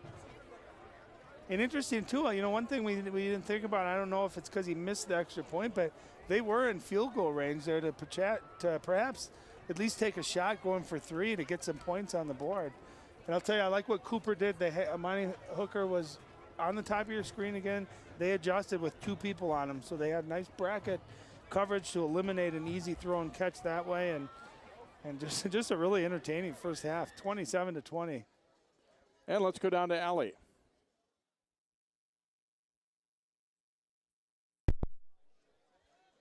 Our kids just got to trust the system. That's it, and just keep playing. We're beating ourselves, turnovers, and blown assignments. So they just got to settle down and trust our scheme, and we'll be all right. Your offense looking fairly comfortable in the pass game until that interception. What do you guys do in the second to put this away and take this game to the section championship? We got to match their intensity. We know they were going to come out blitz us, and so they're not doing anything we wasn't anticipating. So our kids just got to settle down, and we just got to make the plays that they give us, and we'll be fine. All right, Coach, thanks. Appreciate it. A wild ending there to the first half. We'll send it back to you guys. Thanks very much, Allie, and thanks, Coach Strong, for taking the time to talk with us, too. We appreciate that. 27-20 Cooper, our score. We'll be back with first half highlights and more here on 12 Sports.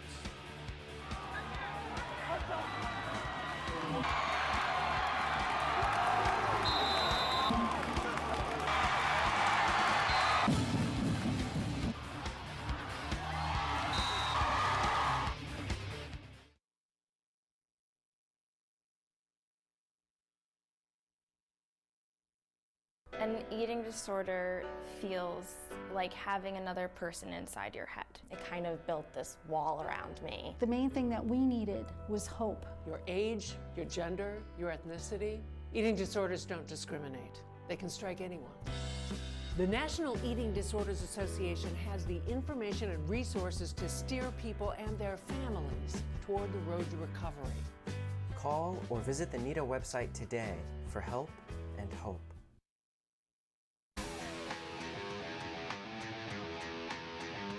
And welcome back to Cooper on a great fall night for football here. Section 5, Class 5A semifinals. The Hawks leading Park Center 27-20. Hard to remember even just how many big plays there were in this first half, starting with Park Center's first drive. Carl Altenberg hits Amani Hooker. Start of a huge first half for Hooker. And 7-0 less than 2 minutes in. But back comes Cooper. Philip Howard, Jordan Brown. This one 32 yards.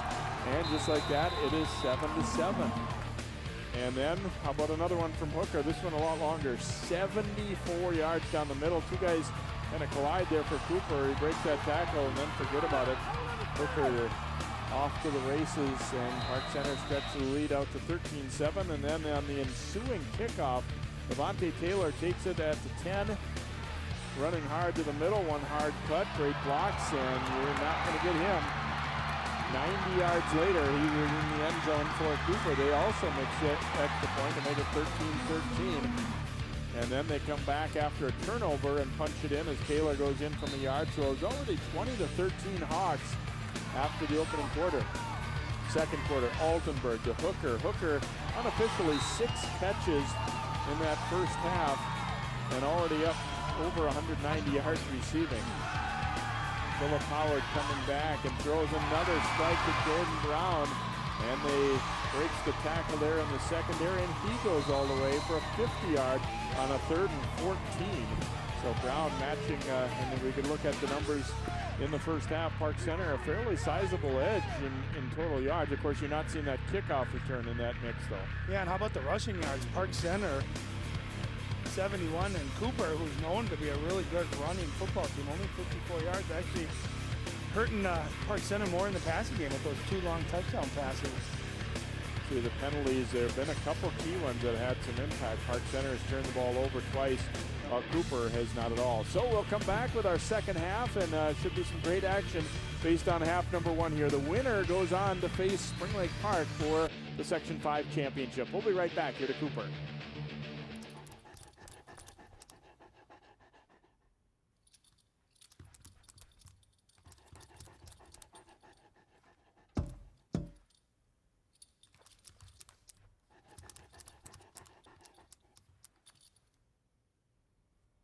There's a shelter pet who wants to meet you. Meet one today. Visit theshelterpetproject.org. Adopt.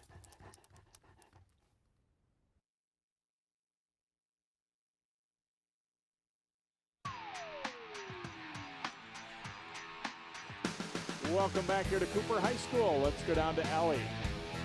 Capitalizing on turnovers in that first half has given you guys a 7-point cushion coming into the second half. What did you like from your team so well in the first? You know, they kept fighting. I mean, we've made a lot of mistakes, as both teams have made some mistakes, but they kept fighting. That's all I'm asking for my kids is don't quit, don't give up on me, and we'll be okay.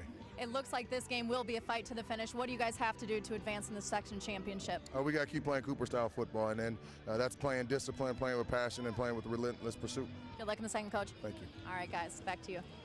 Thanks, Ellie, and again, thanks to Coach Howard for taking the time to talk with us here. And boy, you know, a lot to like for both teams, but also a lot to be concerned with. I mean, obviously, you hate giving up big plays, but at the same time, you have to acknowledge that there's some playmakers on the other side, and you know, just try and do some things to shore up. You and I were just talking, Ryan, too.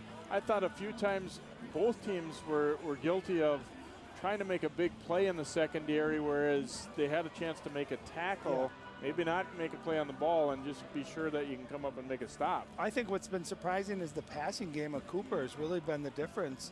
You know, we knew coming in that you needed to stop Levante Taylor, Philip Howard running the ball, C.J. Adams running the ball, but really the big plays have occurred, you know, with 2 touchdowns going, 32 and 50 yards down the field with, Jordan Brown. And really those were plays I thought secondary-wise, you're absolutely right. Maybe could have been prevented. You give up a 20-yard gain, you make the tackle rather than go for a spectacular play and end up giving up a 50-yard touchdown. And some certain other things too, whereas Park Center ends up kicking the ball where Taylor can return it, and meanwhile Cooper's been able to keep PC from returning with good kicks. I also thought Cooper might have been a little bit stubborn on staying with some one-on-one coverage on Amani Hooker, and he made him pay. Yeah, and then I liked the adjustment on that last play there before halftime. What a drive by Park Center with, just a few seconds left. They go all the way down the field, and a nice job. They bracketed Amani Hooker on one side. And now that's where you got to have Ty Brooks step in and make some big plays. Now, if he's going to get the one-on-one coverage on the other side, he's got to step up. We've seen him all year long really be the spark plug that kind of gets this offense going. Not necessarily the best player. I think it's safe to say maybe Amani Hooker is the best player, but Brooks is electric, and he's got to get involved in this game and make some big plays. Park Center, I thought, as the half wore on, didn't protect quite as well as they had early either. I mean, Altenburg had just, you know, the first few drives, they were running them at the tempo and at the pace that they wanted to. Later in the half, he had to run around a little bit and scramble, and I think that, I don't care who you are, a little pressure on you is going to make it a lot harder to complete passes. Well, and the other thing, too, is Park Center early on were a lot of quick throws, too, Jay. A lot of quick three-step drops and a, you know, 5-6 yard out pattern. I'd like to see Park Center get their rhythm back by throwing, you know, quicker completions. Get Brooks, get Hooker the ball, and let them try to make a play. But right now, it's going to be up to Park Center's defense to really set the tone of the second half. See if they can get a quick stop here and get the ball back to their offense. Yeah, Cooper won the toss and deferred, and then Park Center marched right down the field and scored. And at that time, you're going, maybe that didn't wasn't the right call. But now, feeling like you've got a touchdown lead and you get the ball first, this is why you do that. Yep, absolutely. Howard and Taylor will wait back deep. I was going to say it in the first half, too. I like this, that they're both teams. You're putting your best playmakers back. There's returners and stuff. There's a time when in high school when coaches say, well, you know, we want to make sure we keep them rested and we want to make sure we have a 2-platoon system and stuff. But boy, I tell you, when it's the playoffs, get your guys out there, and you know, if they're tired or if they're dinged up, it's different. But I'll tell you what, if they're tired and dinged up and they lose, they all the rest of their lives to get healthy and to rest. You're absolutely right, Jay. You get your guys who can make plays, give your team the best chance to win. When it comes playoff time, it's all about obviously teaching and having fun, but it's about trying to win the football game as well. Lee will kick off here for the Pirates. Put it on the ground last time. This time he'll try and pooch it in between levels. Howard will scoop it up on the 12. Howard cutting back, breaks through a couple of tackles and wrapped up at about the 23. So pretty good coverage there by Park Center. We saw Howard have a tremendous return against Armstrong that helped set up a touchdown when they played them earlier in the season on 12 Sports. So he's about as fast and elusive as they come. I think he might have got banged up a little bit, though, on that return. And there's the part where I was just going to say, that's the risk you take, is you risk your quarterback in this case, or your best running back potential injury, too.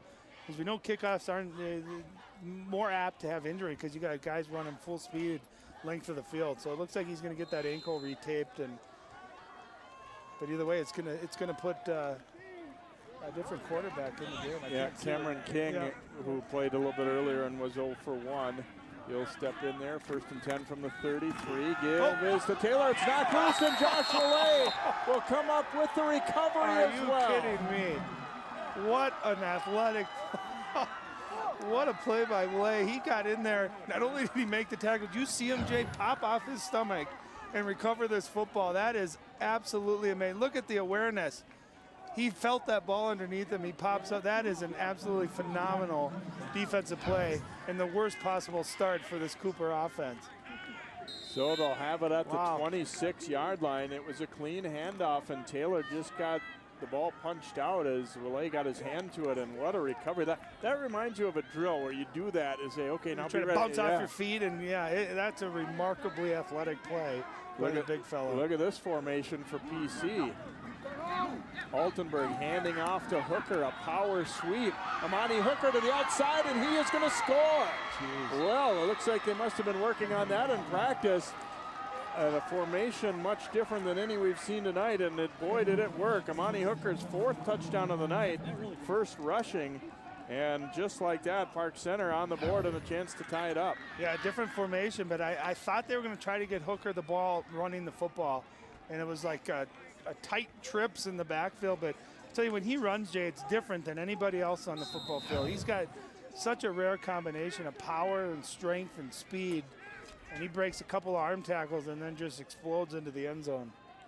Lee will try and tie it up here with this kick, and it is good. And with 11:40 to go in the third, so only 20 seconds in to the third quarter, Park Center fights back to tie it up after Josh Willay's great strip and recovery, and then Amani Hooker following kind of an old student body right look here. I think Cooper, I don't know how you wouldn't be caught off guard by that. And yeah, but you're caught off guard, Jay, but watch the number of missed arm tackles right here. There's 1, there's 2, there's 3. I mean, those, when you're tackling a guy of that caliber, you got to get your body, get your balance, and tackle his belly. And it's something to notice, too. Not only, did Howard not play quarterback, but he also didn't play defense, and he's also a very good secondary defensive player, and he's not going to be in the kickoff return. So it'll be interesting to watch to see if he gets back in there at quarterback. What a change of events. If you'd have told me that with Cooper receiving the ball 20 seconds into the second half, there was a score, I would have bet you anything you wanted that was going to be them. Instead, a big play by Willay to get the fumble, and first offensive play for Park Center. Monty Hooker, who's no stranger to the end zone. He just scores in such a variety of ways, doesn't he, Jay? Whether it's defensively, interception for returns, fumble returns, punt returns, kick returns, receiving, throwing, catching, whatever it is, he seems to find a way to get it done. Lee to kick off again here. Adams dropping back deep along with Taylor this time. They'll punch it toward Adams on the 17-yard line. Adams had a good return as an up and before, and he goes all the way across the field, and Ty Brooks with a stick at the 35-yard line. Did it look like he had the seam to the outside? All of a sudden, Ty Brooks said, hey, buddy, I'm just as fast as you are. He closed that gap, and a nice tackle by Brooks. But pretty good field position starting at the 35 for Cooper. They've had pretty good returns set up, not just on the touchdown by Taylor, went for 90, but on at least one other one that Taylor ran back too. But so from the 35, Howard is back in at quarterback. Gives the handoff to Taylor, bouncing it to the outside. Taylor cutting back hard, ran into his own guy, and then will be knocked down after about an 8-yard pickup. A physical end to that play. And did you see Willay, the defensive tackle, 8 yards down the field, making that tackle? Just a motor that doesn't quit, hustling down the field. I'll tell you what I like by a nice first yard, 7-yard gain on first down, but I like how Park Center didn't allow him to get to the outside. Even though they sacrificed maybe a few extra yards, you didn't allow that big play to develop. 2nd and 3 now on the 42 for the Hawks. 27-27. This one's been every bit as good as advertised here. We expected a good one coming in. Here's Howard looking to throw. Firing for Brown, and overshot him by quite a bit. Brooks just not quite able to get there for a diving interception. Yeah, and that's the play that's hurt Park Center. I mean, Cooper's hit that for a couple of big plays. And that time it looked like Howard, the ball just sailed a little bit. And against this Park Center team, anytime that ball's in the air, you worry. And thank goodness for the Hawks, it hit a spot where there was no Park Center defender. Got an official's timeout. Willay has got an injury, or a helmet issue, it looks like. Trying to work on that strap, and he's been playing so well. A lot of times you might just say, well, we'll take you out and put a sub in, but they're saying, no, we're going to get this done. He strikes me as the kind of kid that would say, take my helmet off, I'll play without a helmet. A big third down play. Cooper trying to get that momentum back on their side. Hand off to Taylor, makes the first guy miss, and a couple more, still driving forward, and down to the 45. And those are the kind of runs that the yardage seems almost secondary to the effort that you see. It kind of gives your team a boost. Well, watch the penetration here in the backfield. I mean, look at his center of balance. He is so shifty in and out, and look at the power of the legs. Running backs at home, that's what you do. You keep those legs driving, and it doesn't matter how big or little you are. If you run hard and run with power, what a big, nice-looking run for a big first down pickup. Well, and you touched on it. We'll get to that in just a moment. Here's Howard handing it back, and this time it's Adams through a nice gap. Adams then bounces, gets free from a tackle. Park Center struggling to wrap him up. And Adams, they finally blow the whistle as progress stopped at about the 27, so give him 17. I was going to say about Taylor, the thing that you like, too, is that he makes a lot of moves, but while still moving forward. He isn't dancing around in one place, and now Adams, no slouch himself, he's kind of following the lead of Taylor there. He is doing his best Taylor impersonation, but you're right, Jay. He's shifty, but yet it's north and south. You see a lot of backs dink and juke, and they waste time. These running backs are north and south in a hurry, and they're very shifty. Back to Adams. Oh, and he's cut down from behind. Mr. Josh Willay again making a play for Park Center. I'm a little biased because this is our third time calling one of their games, but Jay, I'm telling you, he is such a dominant defensive player. And look at that effort, too. I mean, he's chasing down a much quicker C.J. Adams, and just excellent effort. And it's good recognition, too, there. He's willing to tackle the feet because he knows if he goes up high, he might be away from him, get away because of his speed. Yeah. And Park Center moving him around, getting him on different lines. Hand off here to Taylor, and he makes a good move, and then Hooker closes in a hurry and drags him to the turf, but another nice run. And again, give some credit to this O-line. They're opening some things up. Nice kick out right there by, I believe it was Whitfield. Great job O-line, but look at that cutback too. Excellent cutback by Taylor.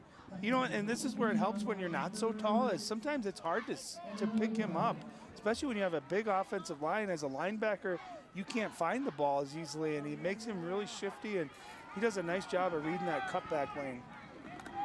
3rd and short to Taylor, bounces off the first tackler as Howard tried to wrap him up, and he will be very close to the first down here. Looks like not going to be enough though. 4th and about a half yard. Well, Cooper's ran the same play the last 4 or 5 plays, just that little handoff shotgun into the read option, and every time so far, Howard giving the ball to either Levante Taylor or CJ Adams. That time Park Center adjusts, gets penetration, and this is a dangerous play really for both sides. One, you want to make sure you get a first down, but defensively, you don't want to cram in and let these shifty speed guys get to the outside and potentially have a bigger play. Hawley in as a fullback. He will get the handoff and he will get the first down. Hawley driving forward. This is a situation that they've used him in kind of throughout the year, spotting him in there as either a lead block or a guy who can take a handoff, and he's able to get that first down.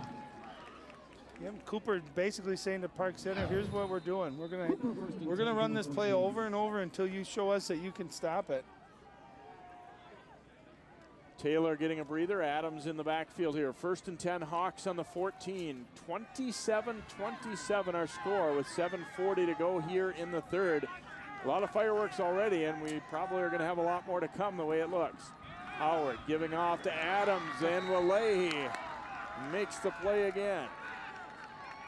Running out of things to say about that guy. I have no more adjectives left, because you got to think, as a defensive lineman, not only do you have to shed a big physical blocker for Cooper, but then you have to have the wherewithal to find these quick, shifty running backs and then tackle and get them to the ground. And I like, too, Park Center moving Walehi around. He's not playing the same side. Sometimes you can scheme against a guy if you know what side of the football he's going to be on, but if he's switching them around right, left, sometimes defensive end, it makes it very hard to account for him. You have the feeling there's probably some over the Cooper headsets right now. Who in the heck has 75? Because he's making plays. 2nd and 11, and King in there at quarterback. Be careful, and incomplete. I was going to say that you always be careful of that ball, if it's behind the line of scrimmage, if it's a lateral or not. Wanted to throw kind of a little bubble screen there to Thomas Hall, and King's pass falls incomplete.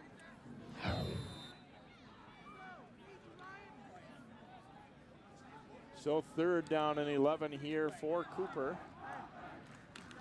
And Howard's out again, not at quarterback. And you can see him, he's getting some more treatment on that ankle. King rolling to the right, throws on the run, pass is complete. Brown has it, fighting toward about the 6 or 7 yard line. And another big play. This one not as big as the first two, but it's still a great big catch for Jordan Brown. Well, a huge catch and a nice throw, too, by your backup quarterback. 3rd and 10, and they get just a couple yards extra for that first down. And 1st and goal from the 3 yard line. What a big throw on 3rd and 10. So 1st down, goal to go here for the Hawks at about the 3 yard line. Hawley in there in the backfield again, along with Taylor. King will give it to Levante Taylor. There's a flag down. This one may not count. Taylor gets into the end zone easily, but I think there's a chance this one's coming back. How shifty is Taylor? How shifty is he? He made 2 guys miss untouched into the end zone. But I have a feeling that's going to be a holding on one of those interior linemen. Oh, false start. Looks like they might have called an illegal formation there against the Hawks, so move them back 5. Well, that's a big difference too, Jay. Going from the 7 yard line as opposed to the 2 yard line.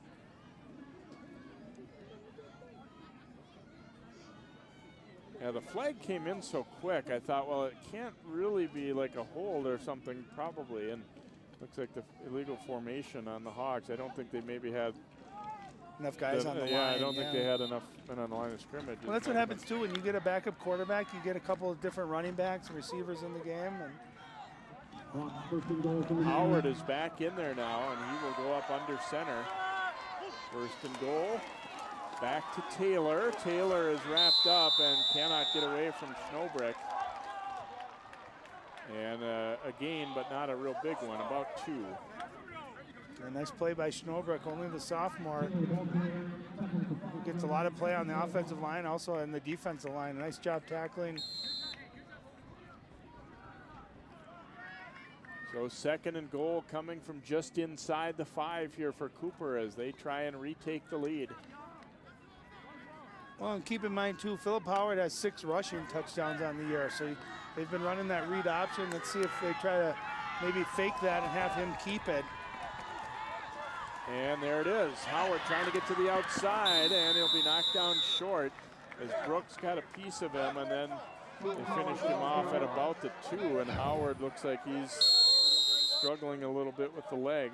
Well, excellent discipline, Park Center, not falling for that. I thought they'd been running that read option all night, really set up nicely. I like the play call by Cooper, trying to get Howard to the outside. Just a nice job by Park Center staying home and not letting him get there. And unfortunately, it looks like Howard, who was shaken up a couple of plays ago on his right leg, looks like he may have re-injured it. And you hate to see that. You hate to see that for anybody, but especially in a really close, fun atmosphere and a good game. It's Brooks who gets him down low along the leg and right there. Hard to really tell if... You can't tell if it was a hit or how he landed on it.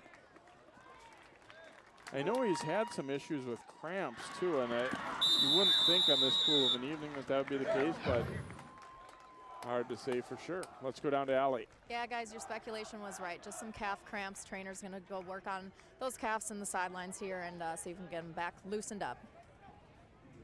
Both teams have gone to the bench. I don't know that we've had a timeout called. No, now the referee's telling Cooper, you got to get back out here. This was an injury stop, but doesn't mean you can. The problem is you couldn't really penalize because both teams did it. They're both at the sideline and now coming back out. So it's going to be 3rd down and goal from the 1-yard line here for the Hawks. King, though, will be the quarterback.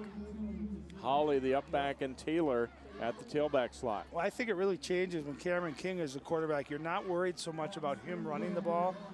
And you can see they brought Holly in at fullback. I have a feeling you're going to see a big dose of Levante Taylor following right behind his fullback. Oh, and Cooper got an early start. Madison jumping. Oh, is that big? And so they'll be pushed back 5. Well, we saw Cooper the first time these two teams played. Penalties played a big role in it. And they get a false start, playing another big role. That's their second penalty. Again, when they've had the ball at the 2-yard line, backing them up 5. This time it's going to be 3rd down. So what a big play. And I think, Jay, when you get a new quarterback, you get a different cadence, maybe a little bit different rhythm on the snap count. It can change things up. This is where you got to be disciplined and you got to make sure everyone's on the same page with their new quarterback. Cooper going to change things up, and they had their kind of goal line situation. Now they've got Taylor as a single back and 3 receivers out to the left. 3rd down, goal to go. Handoff goes to Taylor, and they stack him up. Tries to keep fighting forward, but he's going to be well short of the end zone. Give him a couple-yard gain there. Yeah, and they went 3 receivers, trips to the left side, and they actually had a tight end on that left side. So you call that an unbalanced formation, where they only had a guard and tackle on the right side. So you knew they were going to run it left. And it appears to be a Cooper player. Is that number 51, Tony Madison? Tony Madison. Who's one of their captains as well, only a junior, but a big part of this.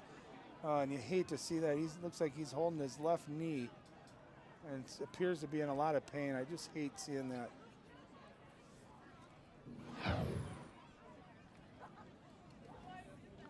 Madison trying to throw the block there, and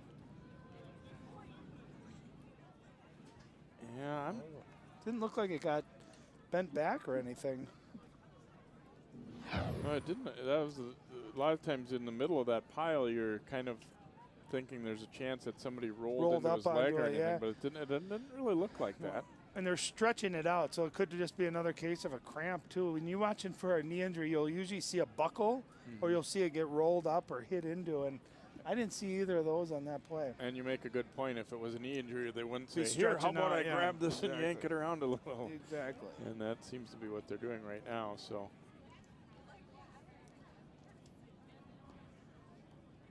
it'll be a 4th and goal coming up here. Now, Cooper has a pretty good kicker, but do you know, I don't think field goals have been really a big part of the offense for either team this year. No, but you can even, they have the leg. They have the kicker to do it. And I think you walk away with points, and points are points, especially in a close game. Unless you have this is one of those situations, Jay, where you might have a play, if you're Coach Howard, a play or two that you've worked on all year that maybe you haven't showed yet, that you've been saving for a situation just like this. And if that's the case, you get your offense out and you execute. And if not, it's not a bad play to take the points, especially when you have a kicker that you know has got the leg to do it. Madison will be helped to his feet. Be interesting to see. It does not look like Howard is going to be coming back in. At least on this play, King is still in their group huddling over there. Now I'm worried about the trainer walking over there. She looked like, I mean, she was trying to show him how to walk. You certainly hope it's just cramps. And I can tell you from experience, you get those cramps, there's not much more painful than that when they're going on. It's really not a fun sight. It looks like they're keeping their offense out, and they're sending out Cameron King. So here we go, 4th and goal for Cooper, trying to break a 27-27 tie. They're at the 4-yard line, and King will take the snap. Play action, he's under pressure, throwing it up, and nobody home. And it is incomplete. Park Center will take over on downs. I like the play call. There was a little play action. They were trying to run a crossing pattern, Jay, with Jordan Brown coming out to the left, and they actually got picked into their own guys. Did you see that? Jordan Brown ran into Damian Gore, and that actually screwed the timing up a little bit, and a pretty well thrown ball. Quinn was putting some pressure on King too. Yeah, you're right. You see that? Just that little bit of timing, and now you see Jordan Brown. Looks like he's got a leg injury, possibly some cramping going on as well. If I'm Cooper, I'm rehydrating during any chance I get on the sideline, drinking lots of water, trying to stay loose, especially when this weather starts to get colder too. So 1st down for Park Center, but they're backed up deep. Hooker is going to be the quarterback, and he will just run with it, trying to get outside, and not much doing as he's knocked out by McNeil. Wanted to get a little breathing room and just ran a very basic play here. I tell you, that was close to being a bad snap. Nice catch by Hooker, one-handed with his left hand. And I like these different formations. I think really Coach Strong is saying, Monty, you've been our best player all year. We're going to put the ball in your hands, whether it's at quarterback, whether it's running the ball, or whether we're throwing it to you. Go get us a win here. Let's keep making plays for us. Altenberg back at quarterback, 2nd and 8. Again, they got to be careful here deep down, especially, and here it is, a bad snap. Altenberg sacked, it's a safety. Cooper goes back in front, as getting there for the Hawks is Kamau Anderson for the sack and safety. You can see that snap going to the left again. We saw the last one. Amani Hooker able to get his hand on it. That time way further to the left, and there's really nothing Carl Altenberg could do, except he does a nice job recovering this, so it's a safety rather than a touchdown. What a big play there by Cooper. In basic things, just getting a snap, center quarterback exchange out of the shotgun, take it for granted, but that's why you work on them every day. It's thousands of reps throughout the year. And it's a safety. And something to think about too, Jay, is they're going to end up punting, and you're talking about, giving the playmakers for Cooper another chance to get a return and possibly some really good field position for this offense. So Cooper ends up getting stopped. They didn't get the points they wanted there, but it might turn out to work out just as well for them as they get 2 on the safety, and then we'll get the ball back. Hey, I thought you were going to get a... You think Coach Howard knew that all along, and that was the plan? Yeah, huh? probably not quite. Well, and it obviously impacted them, too, to have, to be a little bit unsure of Philip Howard's availability with going down with the leg cramps there, too. No, that'll be interesting to watch because their offense is definitely very different when Howard is not their quarterback, just because you're not quite as worried about the throw or the running ability of Cameron King, who's a very nice quarterback, but he's only a sophomore and he's not necessarily used to getting all the reps. Both teams changing personnel, guys coming in and out. It looks like McClure will punt it, as initially they had their place kicker out, and now they're sending him back and changing their mind again, it looks like.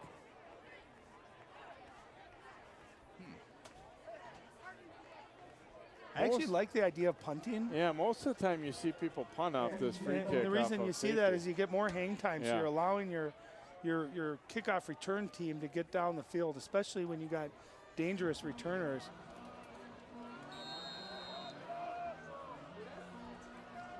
I wouldn't be surprised if he's going to drill it on the ground here, yes. But should be good field position for Cooper. Going to try that little pooch kick in between levels, and a high bounce taken by Adams. Oh, nice. Ooh, and he is dropped. Nice job on the coverage by J. Allen Knocklin for Park Center. He closed in a hurry. Man, did he ever. I didn't think he was going to be able to get there. He, not only when you're running full speed like that, to be able to wrap up too. That ball was actually perfectly kicked right between the two lines and had a nice haul ball. Look at the wrap up here, barely grabbing onto him. Big play by Knacklin. It's not quite as great a field position as I think maybe we thought they were going to get out of that. Excellent coverage. Yeah, I would have, midfield. Yeah, you're thinking about the 50, and instead it's the 37. So worked out well there. They got King at quarterback, Adams in the backfield here for the Hawks. They lead it by 2. Still 4.5 minutes to go in the third. This third quarter feels like it's taken about an hour. And there's Josh Relay getting through to stuff Adams in his tracks for a loss. He's as dominating as a defensive lineman I've seen in quite some time. And I can tell you, if I'm the Pirates, I'm focusing right now on shutting that running game down, taking away Levante Taylor and C.J. Adams, forcing the sophomore Cameron King to beat me with his arm, especially when you got a guy like Ty Brooks and Amani Hooker in the back in the secondary, who are just waiting for that ball to hang up in the air a little bit.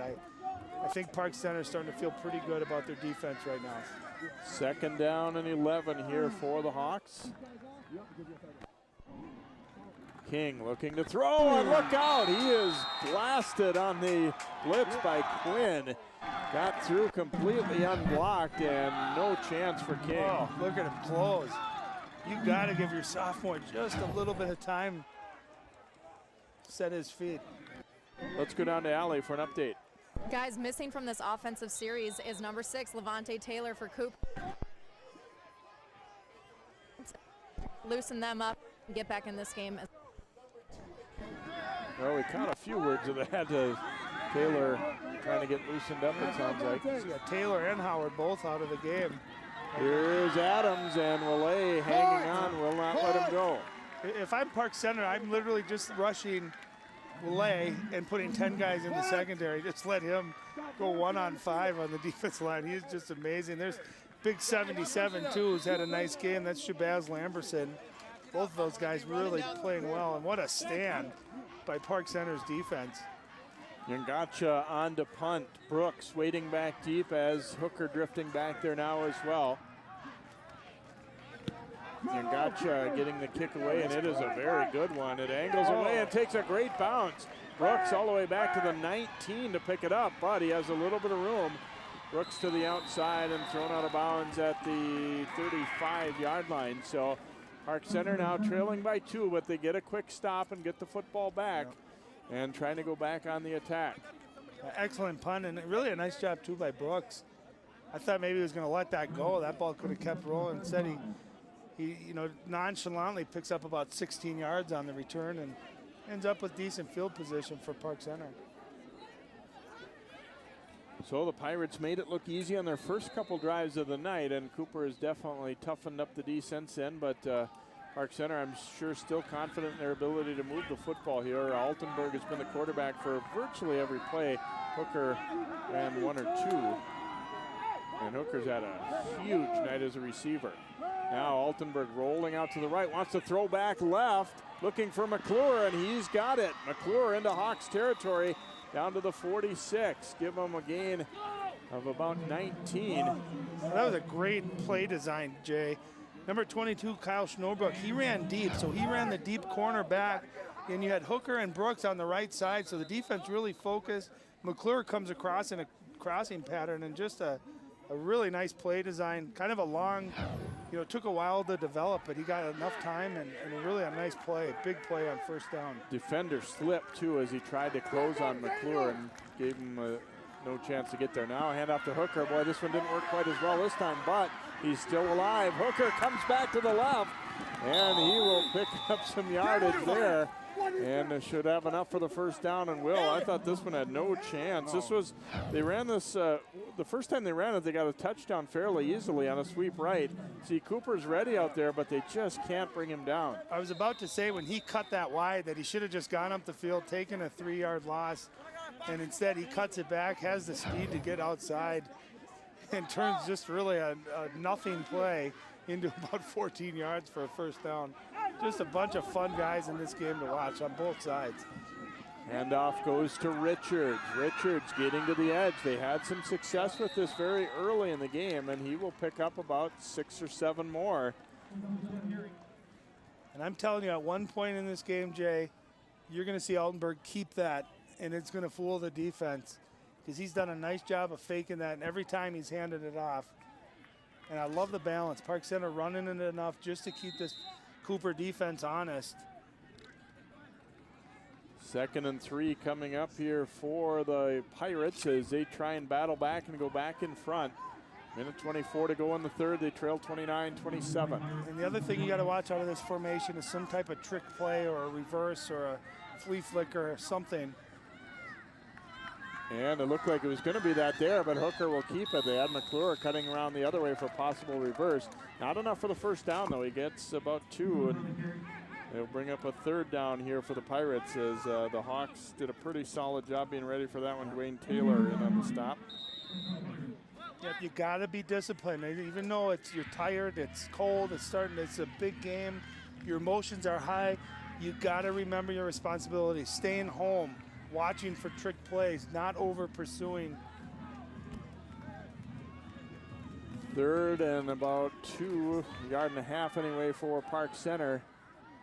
And you got one-on-one coverage too. A handoff to Quinn, and he will power through enough to get the first down as Ngacha came up to meet him and made a nice tackle, but Quinn had enough momentum going forward to still get the first down. You see how Quinn popped that outside, Jay? That was designed to go between the 8 gap, between the center and the guard. And Quinn saw there was nothing there. Nice quick cut to the outside, and he finished that run off really nicely. Nice tackle by Ngacha, but enough for a first down. So from the 24, 1st and 10. We're under a half minute to go here in the 3rd quarter. We could be down to our last play perhaps of the period here.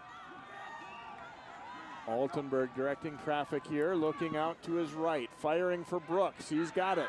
Brooks trying to split between 2 defenders, and he almost did so. Going to be close to a first down. Looks like that is going to do it for our 3rd quarter. We are in for a great finish here. Our score after 3, Cooper 29 and Park Center 27. The 4th quarter is up next. Good one, son. Last summer, my new dad took me on vacation. First, we went deep sea fishing. Wow! I'm so proud of you, son. And then we went on Thunder Shark. That was awesome! Let's go again. 3 times.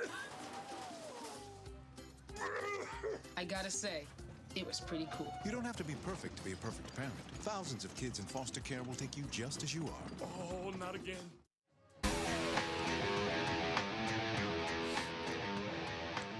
Park Center trailing Cooper by 2, but the Pirates have a march going here as we turn around for quarter number 4. And Ryan, a lot of times you come into the game, we're pretty excited, and then it just doesn't quite live up to billing. This one's almost the other way. It's been even better than expected. A little different than the 64-2 game that we had last week, but no, you're right. I really do. It's been fun.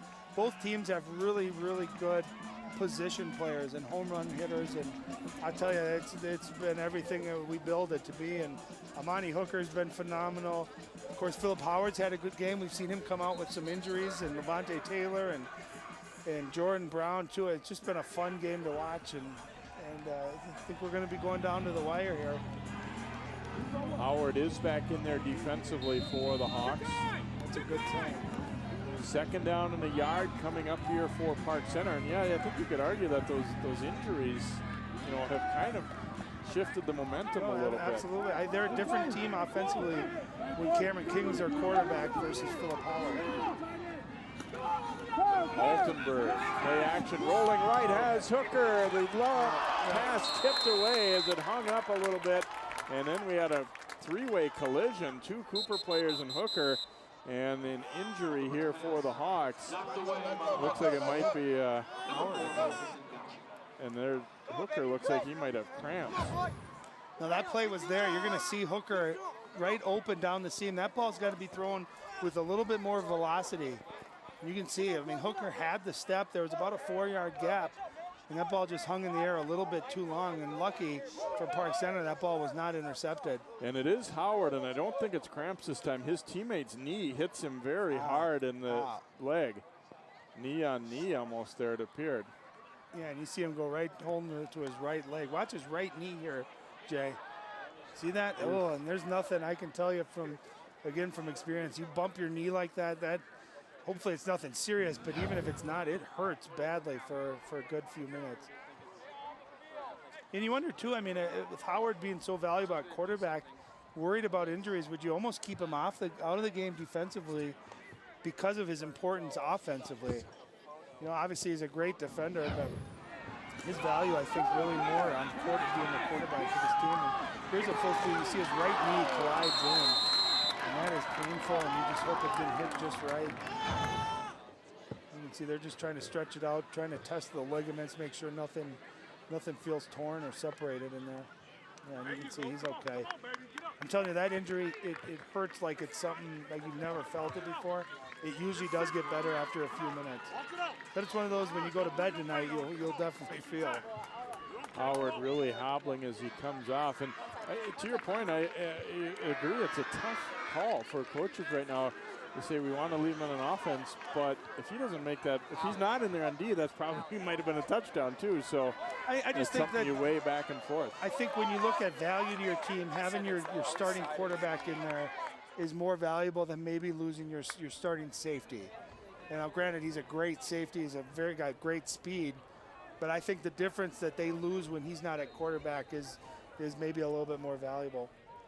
3rd and 1 for Park Center. They went to the end zone. Watch the top of your screen, too. One-on-one coverage up top.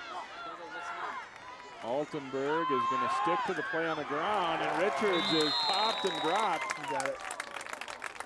And looks like he'll be short of the first down as Burns makes the tackle. Nice cutback. How about Burns filling that backside cutback? And it was the right play. It was the right run. It was a great call. And Malcolm Richards read it perfectly, but just a nice fill defensively for Cooper. And here's this is a really big part of the game right here, Jay. 4th down in the yard. Paul Strong's going to use a timeout for the Pirates here as they try and make sure they've got exactly what they wanted. I don't think he was happy with having to use a timeout there, but at the same time, it's too important to play if you're not entirely sure. Yeah, it is, but it's one of those when you got a tight game, you want your timeouts at your disposal at the end of the game. This is one where you've worked through this throughout the week. You have your 3rd and 1, your 4th and 1 packages ready to go for situations like this. I wouldn't be surprised if they put Amani Hooker at quarterback here and run a direct snap where he can just get it, turn upfield, and run the football and get a first down. They did have one-on-one coverage on Hooker out there on the last play too, but they elected to stick with the running play. Well, that's that 3rd and short is when you want to take the shot, knowing that you have a 4th down coming. Now, it's not about taking a shot here. It's about getting the first down, keeping this drive going. You know, we don't talk a lot about it either, Jay, in high school football, but having a good kicker at this level is really invaluable as well. you know, you're talking about a yard here, but you know, if you trusted your kicker, would you kick the field goal and try to get the lead? And the way their defense has been playing, and you can see it appears, we'll watch if that safety slides over, but it appears you got one-on-one coverage on the top of your screen again.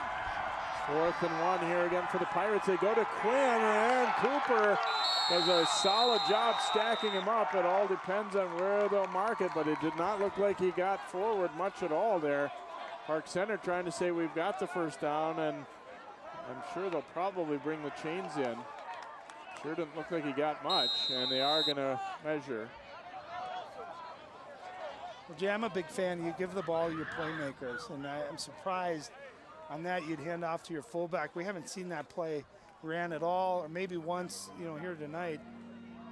And it looks like he's going to be short. It looks like that first down marker is clearly on the 14-yard line, and they're a good foot short of that 14-yard. I'm going to guess you're about a foot short. Now you can tell it's going to be short.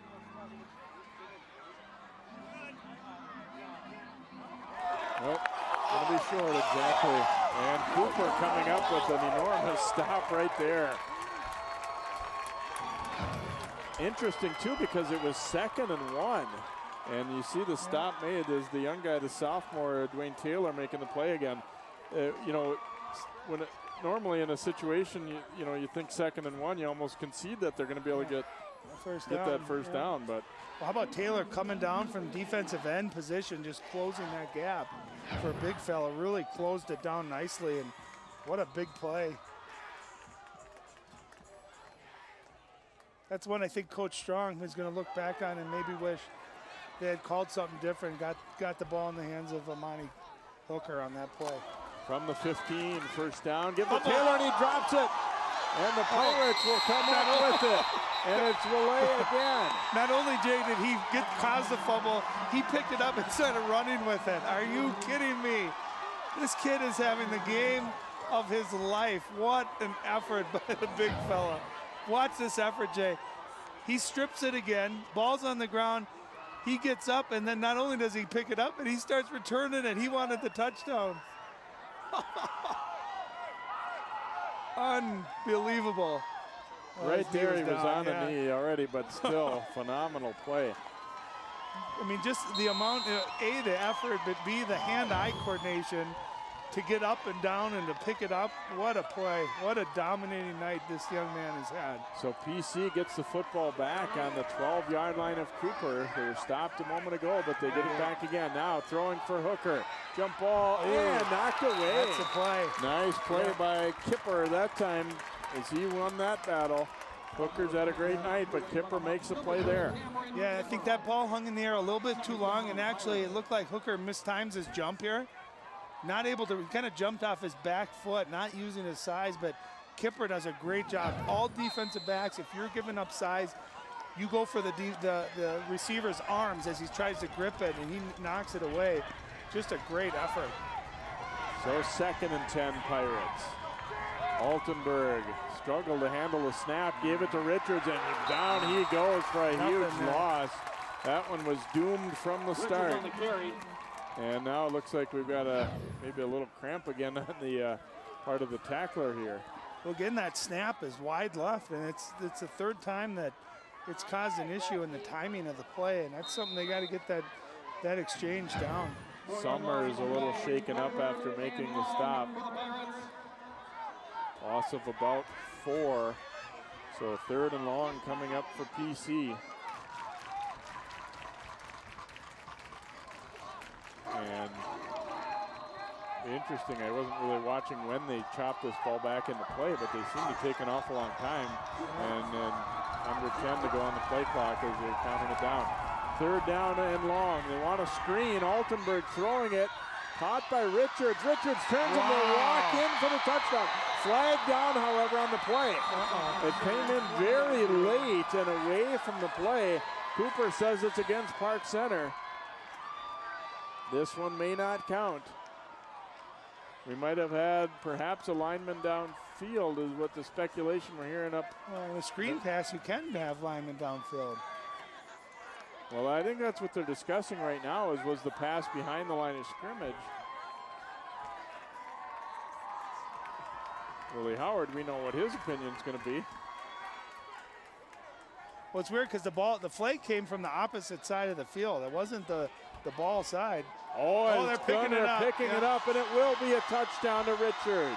I think what your point was exactly what they're saying, is that the pass is thrown back behind the line of scrimmage and that they didn't release until Willie Howard is not in agreement, but the Pirates will get the touchdown. And actually, if you see that where Richards caught the ball, he was beyond the line of scrimmage, but it was a designed screen, and you can see Park Center is going to go for 2 here. Oh no, they're kicking the 1. Lee on to attempt the extra point, and his kick is up, and it is good. 10:07 to go here in the 4th quarter. Park Center goes back in front now, 34-29. And I'll to be honest with you, Jay, when they started to run that, the timing seemed off again, like we've seen earlier in the game, and they ran it to the short field. It didn't seem like there was a lot of space, and somehow Malcolm Richards, a beautiful throw by Carl Altenberg, but Malcolm Richards takes it into the house. What a big score on 3rd down. Let's go down to Allie. Hey guys, we saw Philip Howard get hurt with that right knee injury in the end zone a few plays ago, and he's been very gingerly walking on that right knee on the sidelines. The trainers aren't able to do much for him. His return does not look probable at this point. Thank you very much, Allie, and obviously a big blow, as we said, for the Hawks. They're going to have to perhaps do it without one of their leaders, and they've got some other, a lot of guys that are going to have to rally around and pitch in and help their young guy at quarterback. Think of the difference, Jay. If Carl Altenberg gets hurt, you're putting Amani Hooker at quarterback, and on this side, Philip Howard gets hurt, you're going with Cameron King, and I like some of the stuff that Cameron King has done, but the fact is he's a sophomore, and this is probably a little bit more than maybe he bargained for on it, tonight, getting the call down the stretch. Now you're down by 5. You need a touchdown to score against a good defense. And sophomore is going to have to grow up and make some big plays for his team. The one good thing for King is he has seen a fair amount of time throughout this season. He has been in there. He has thrown the ball, and so not a brand new thing. It's a very short kick. 2 Cooper guys nearly collide, and then a return up the middle, and they try to rip the ball free here, but looks like it was still maintained and held onto there by Noah Hill on the return. They were almost fighting over who wanted to get a chance to get that return. Noah Hill does a nice job, and Cooper's going to start with excellent field position at their own 45-yard line. Park Center, a little momentum, 10 minutes to go, but we've seen momentum change in a hurry, back and forth both ways in this game. King will have a 4-receiver set with Levante Taylor next to him in the backfield. Well, good to see him back in the game, but if I'm Park Center, I'm shutting Levante Taylor down. I'm forcing the sophomore to beat him. Boy, Taylor nearly squeezed through there. Mansfield hanging on. And Taylor is able to pop back up now, and after a nice gainer, they'll spot it about the 48-yard line. So didn't get quite as much as I first thought there. He winds up with 3. And 2nd and 7 coming for Cooper, but he almost squirted through those 2 defenders.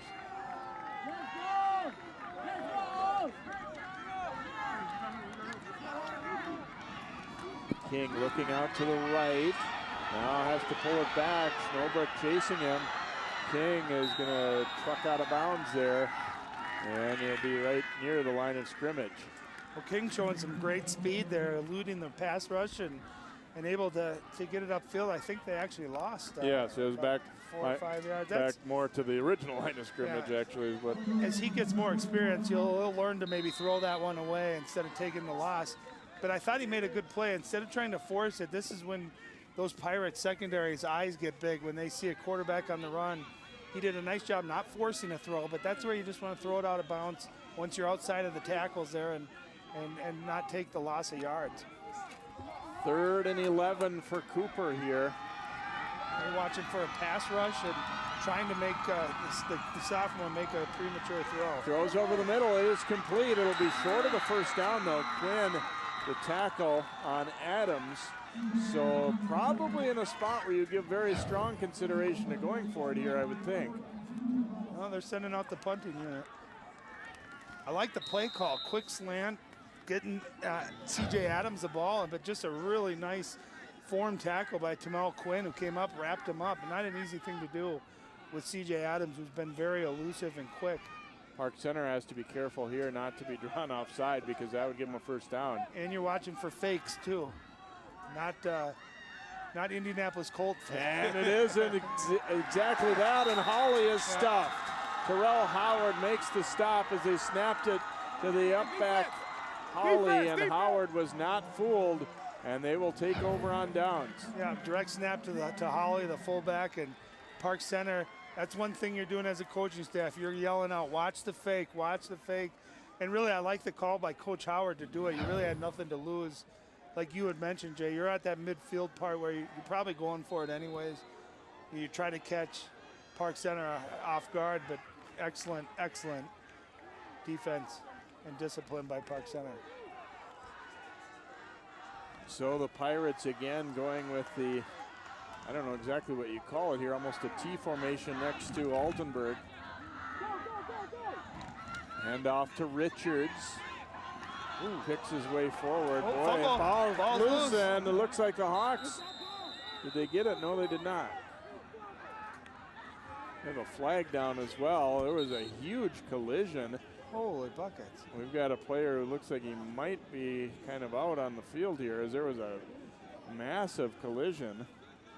And the officials right away saying, come on out.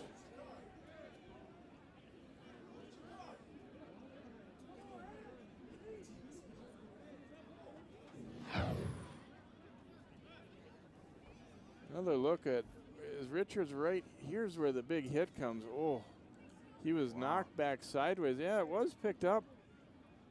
And then did they take it back? Well, Cooper has I the never ball. saw a signal saying Cooper ball, but it sure looked like it was a clean recovery by Anderson there. They're going to send everybody off. To be honest, it appeared as though I didn't see a number, but it looks as though he may be out, maybe unconscious. Was it number 35? Was it Holly? I couldn't tell. See if we can see that. Yeah, there's a great fake by Altenburg. Well, the ball was clearly scooped up by Cooper, but did they lose it back? Oh, it's good to see him get up. God, you just get nervous every time you see a kid laying motionless like that. You worry about a neck or obviously a bad head injury. You just love to see them move and be able to get up on their own power. Looks like it's Dwayne Taylor, I believe, who is down. More importantly, I want to know what not more importantly, but I want to know, I mean, that should have been Cooper's football, I believe, Jay. I think that ball was clearly out. Oh, you love to see him get up. Yeah, it is Taylor, who's made some really nice plays for the Hawks here, too. Yeah, heck of an effort. Big fella's had a great game. Love to see him up and walking.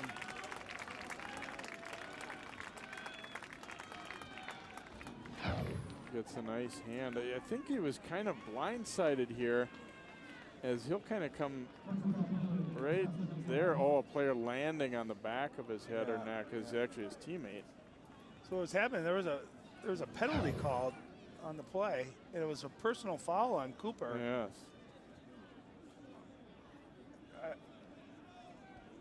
I don't know what on who.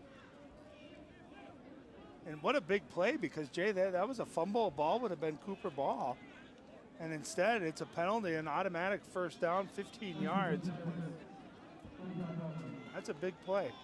Explaining it to Coach Howard right now, there was just a lot of moving parts to that whole thing. I didn't really see where the flag exactly came in. And you could read Willie's lips right there. He said he fumbled first.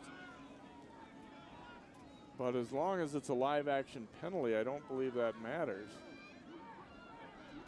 You know, if it's part of the play, it's going to be. Well, yeah, and I think what Coach Howard's just asking for, sometimes you just want an explanation. You're not necessarily arguing. You just want to know what the call was and an explanation from the referees. But I didn't hear what the penalty was, but I mean, there's no doubt that that ball was loose.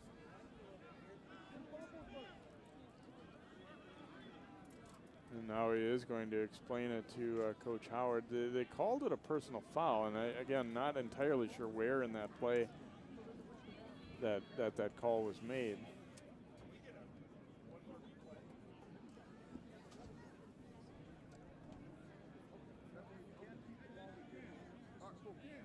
Yeah, we're going to get another replay. See if we can pick up when the flag was thrown and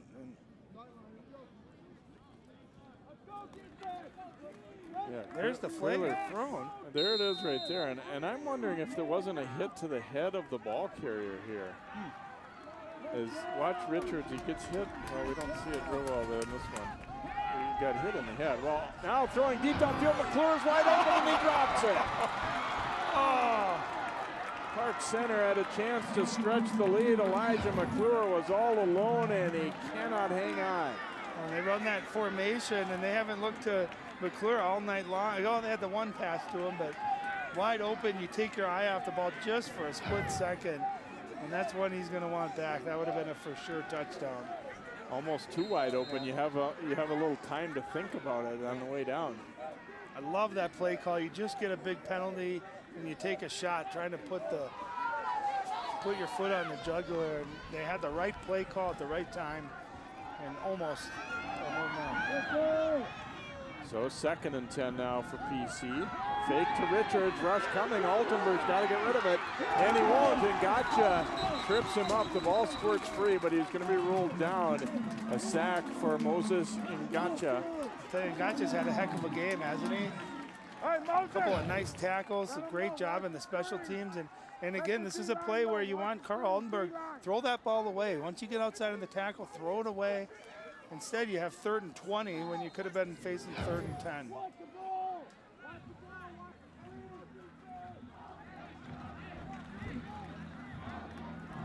Altenberg, I think he's done a pretty good job eluding. I think he thought he had to, could get around that one more guy and then maybe throw it away or look downfield.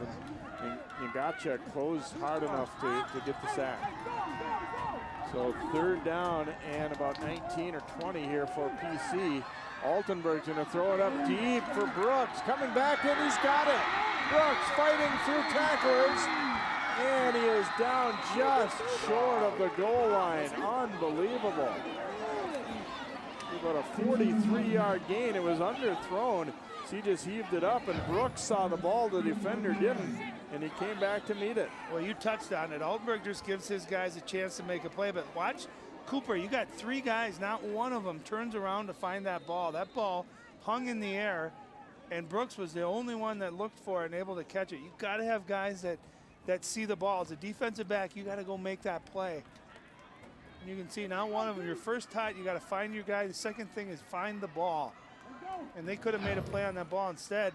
Nice job, Altenberg, giving his guy a chance to make a play. Hooker's the quarterback here. He is going to look to try and run it in. Hooker reaches for the goal line. He's in. Touchdown. 5th TD of the night for Amani Hooker.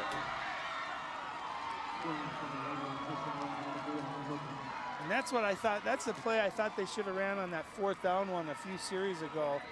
Instead, they go direct snap. That play was designed to go to the left, and it's just a nice job by Hooker cutting it back to the right. And Coach Strong is dancing on the sideline, getting this Park Center Pirate crowd into it. He knows the importance of going up by 2 scores, especially with the way his defense has been playing the last few series. Lee on to attempt the extra point here for the Pirates, and his kick is up, and it is good. And with 6:45 to go, Park Center leading at 41-29. See, I think that play was the quarterback sweep to the left, and Amani does a nice job. He just recognizes it. Look at the patience, cuts back to the right. I don't know, Jay. These guys make nothing, plays out of nothing. I mean, I see that. I think that's a guaranteed 4 or 5 yard loss, and somehow they find a way to squeam through and get the touchdown. But really set up by that big pass completion to Brooks on 3rd and 20. Yeah, anywhere else on the field, that would have been good defense to hold Hooker to about a 1 yard gain, but that's all he needed for the touchdown. You're right, a great play by Brooks. And And Altenburg, I think, recognizing a little bit too that suppose they intercept it there. It's like a long punt. It isn't, you know, it's worth taking a chance on an opportunity like that, and especially when you have so much confidence in Brooks or Hooker, in that case Brooks, to make a play. Well, it's similar to if you think back to like Randall Cunningham when he used to just throw him up for Randy Moss. And, you know, obviously I'm not comparing these guys to Randy Moss, but when you have that kind of trust in your receiver, you're more apt to let the ball go, give your guys a chance to make a play. And really, I think that's one when, you know, depending on the outcome of this game, if Cooper's watching film tomorrow, they're going to look back, and that's something I know they teach their secondary. You got to look for the ball. That ball hung in the air. There definitely should have been a play made on the ball, but a nice job by Brooks securing it and getting down to the 1 yard line. Lee again will chip it short, and it bounces up in the air. But the Hawks able to stay with it and get the recovery as that one caroming off Adams' chest. Boy, this one really would have been trouble if Cooper doesn't get it back here. I mean, as it is, they're down 12 with 6:40 to go.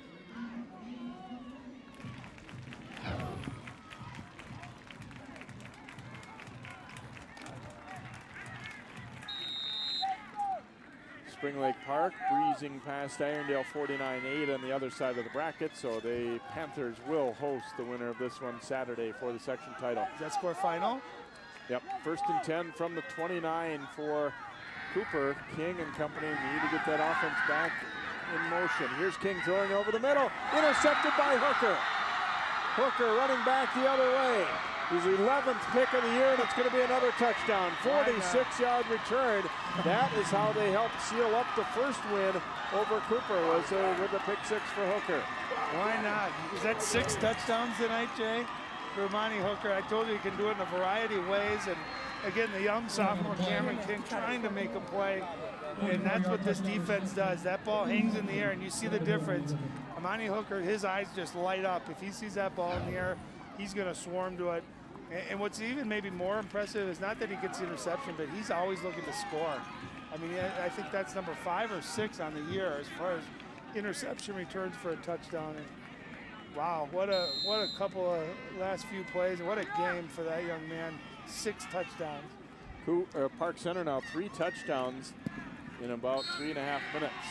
Lee's extra point kick is up, and it is good. 6:27 to play now. 48-29 Park Center. This one is turned in a hurry.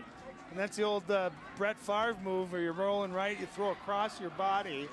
All Viking fans remember that pass. That ball hangs in the air. That's a dangerous pass. Ball sailed a little bit, and you certainly can't fault Cameron King trying to make a play for his team. And that just might have been your dagger right there. Pirates leading at 48-29 now, and Cooper facing an uphill battle as they try and, I mean, obviously they've shown an ability to score in a hurry, but the offense is different. It's definitely different. You've seen Levante Taylor in and out with injuries in the second half, and you've seen Philip Howard, who's still on the bench, you know, with some either a right knee injury or ankle, whatever that was, but they're not the same offense when he's not in the backfield under center.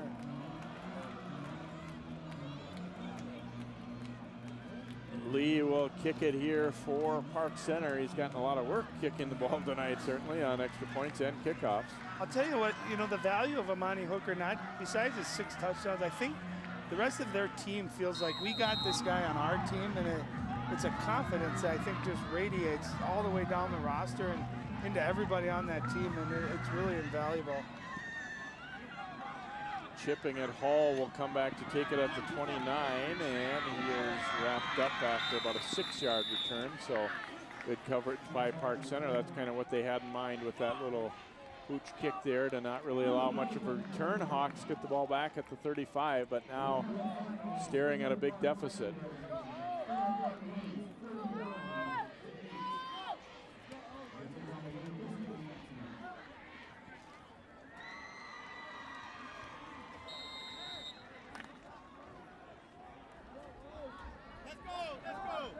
So yeah, 2 receivers each way. Yeah. I was watching that. See, Coach Howard was able to see that too. They're going to put about 8 seconds back on the clock.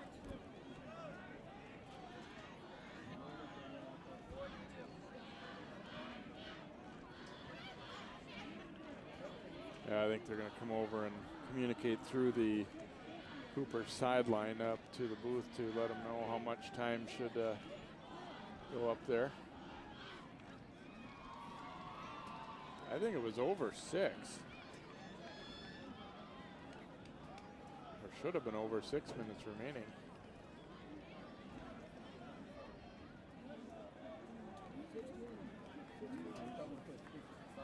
I think they're going to reset it to about 6:22 or 6:24.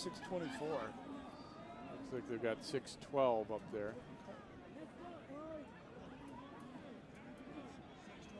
Yeah, that sounds, you know, roughly close because the touchdown came at 6:27 to go, and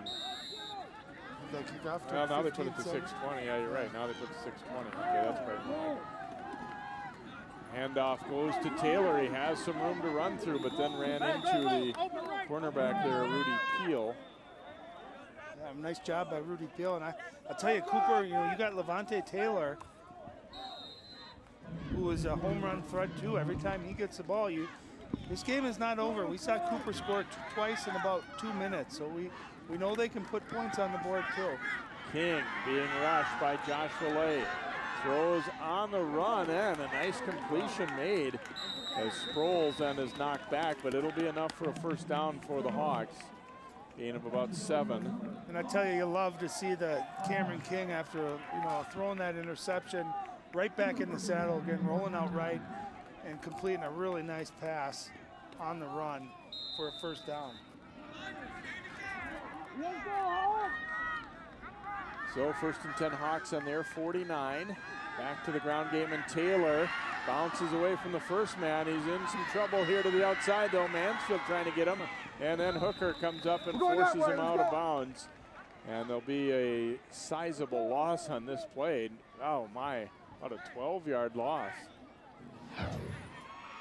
Taylor trying to make a play. You can't really fault him. I mean, he does a nice job stiff-arming a tackler. That, yeah. But Park Center never really lost contain here. No, I mean, you see there's different levels of defense. They get by one guy, and then there's a backfill right there. It's like running into a wall. And that's when the defense is really clicking. There's no weakness. Everyone playing their gap, playing their responsibility, and having good discipline. King looking to his right, throwing, and boy, Brooks had ideas of coming up trying to pick that one. It goes over the head of both he and Sproles and incomplete. So 3rd and long now for the Hawks. Boy, if you hear the score later or whatnot, you might kind of think, well, Park Center kind of handled them, but it wasn't that way for a good long chunk of the night. And we see Sproles is down with an injury. No, I mean, you're talking midway through the 3rd quarter. This was, you got to remember that Cooper had the safety to go up 29-27 and the ball, and almost feeling like they maybe had control of this game, and really, 21 unanswered points by Park Center in the span of a few minutes. And injuries played a big part of it tonight. I really believe that injuries played a huge role, and penalties too. You remember Cooper had the ball at the 2-yard line on 2 different occasions on that drive, and had 5-yard penalties that really changed the, not allowing them not to get a touchdown.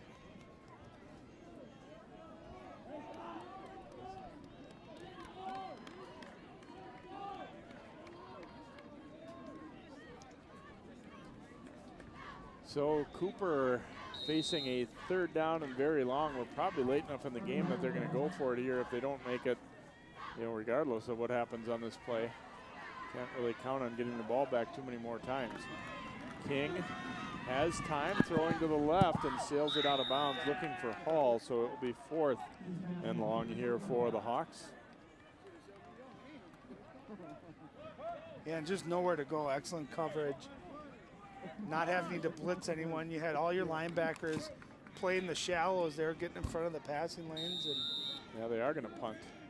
Yeah, and that's with that kind of field position, you're looking at potentially turning this into a big deficit. And we know Coach Strong too does not like to let up. He wants these kids to play to the end and keep the pressure on.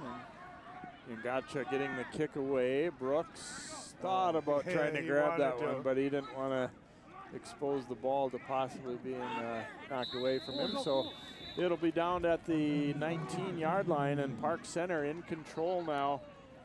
48-29, 5:08 remaining. Ball security is probably the number one thing they got to be thinking about right now. Even if they don't move the ball much, you need to protect it and see if you can get a first down, a couple first downs, but more importantly, just protect the ball. Well, if you're Cooper, you're thinking running the football. You're thinking stop the run. I wouldn't be surprised to see them dial up some type of play down the field here and try to take Cooper by surprise. Maybe run the ball and then look at another deep threat going down the field. And really, it looks like they're missing their personnel again. This is the second or third time tonight they haven't had all their guys in on offense. Quinn is coming onto the field very late here for PC. Looks like they are going to have time to get it off, however, and they do. Hand off up the middle, and Cooper was more than ready for that one. OJ and friends getting there in instant fashion. Hate to be the running back on that play because that had no chance. Yeah, he's an impressive kid, 71, really nice. Got good footwork for a kid of his size. He's a big kid too. He's only a junior. He's 6'5", 305, but very well put together, and he's got nice footwork. See Cooper, after having really solid D for most of the year, Spring Lake Park and now Park Center rolling up some points against them. Second down and about 14 here. Park Center looking to use as much time between plays as they can, but now we get a flag and an illegal procedure call against PC. Sometimes trying to make sure you use more time than usual, it ends up kind of hurting your rhythm, but. Well, and interesting to see too, Marnie Hooker is out of the game. He is not in there on offense, so they're maybe finally giving him a rest and knowing that this game probably is in hand and making sure that they keep him healthy going into next week or this Saturday. Is it Saturday? Yes. Altenberg handing off. Richards has a big hole to run through. Cooper trying to strip the ball. He will be out, and a flag down at the end. He's short of the first down, but it looks like we might perhaps have a penalty. Well, it's hard to say for sure who this one's going to be on. I think that looked like a personal foul type flag. Yeah, I thought so too. It came in so late, that. But we'll wait for the signal.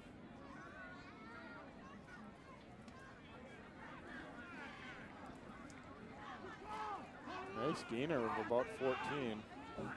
And it is indeed a personal foul on the Hawks. And really, what a big, important penalty that is, Jay. That would have been third down, and you have a chance to maybe force a fourth down, get a punt, get the ball back. Instead, lack of discipline, and there's a big first down, and that's going to allow Park Center to have another set of 4 downs and run even more time off the clock. They were trying to hold Richards up so they could strip it, and then I guess it was a scuffle behind, a few yards behind. Was that okay? Not on the ball carrier. Well, there was some pushing, and usually the refs will let it push. I couldn't see if there was maybe a hand to the face or something of that nature. Relay has done a lot on D, and they've used him a lot on offense tonight as well as he comes back in. And off to Richards. He did a pretty good job actually making one man miss and just gets back to the line of scrimmage. But getting back to what I was talking about earlier here, yeah, you'd like to get some first downs, and they did via penalty there. But most importantly is just get out of here. Yeah, use the clock and protect the ball. And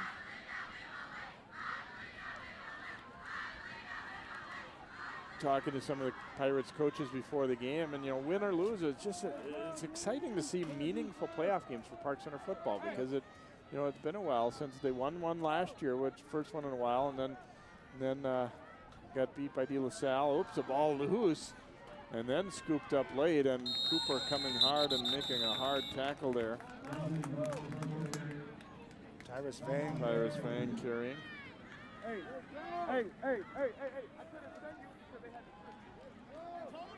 I think Cooper might have got a timeout called after that.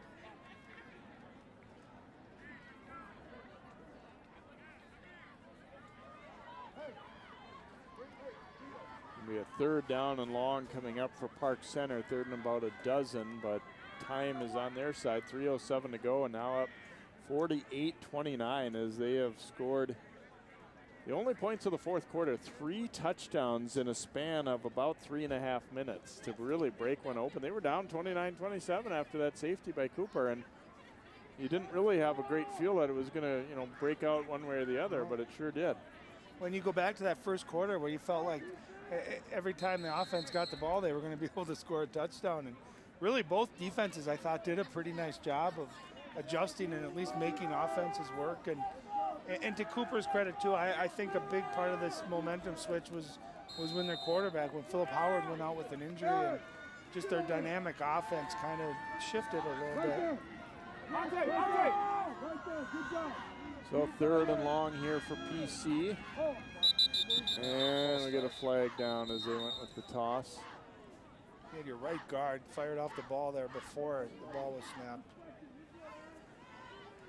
So Pirates will be pushed back 5 more. In a different scenario, you might think about throwing this, but to be honest, one reason I wouldn't is because to protect Altenberg. I think Cooper is going to be coming real hard. And, and now he is, in fact, going to check out as Nelson Cruz comes in, the sophomore. So you might give him a shot to throw, but more importantly, you want to keep it on the ground, force Cooper to either use a timeout or for more clock to run off. But you also get a chance to get your sophomore some really good game experience. We saw him complete a pass last week. Go with the toss here, and bang, it spun down very hard right there. Holly meeting him and dropping him in his tracks. So it will bring up 4th down. Cooper is going to use a timeout here.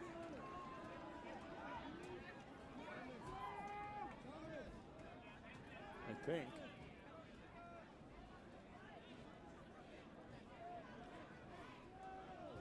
They might have taken time and said, we don't really need to talk it over. We're just taking, I don't know, they're. Yeah, they called timeout. I just don't, I think they, 30-second timeout, knew they were just trying to stop the clock. Hall coming in to return. McClure.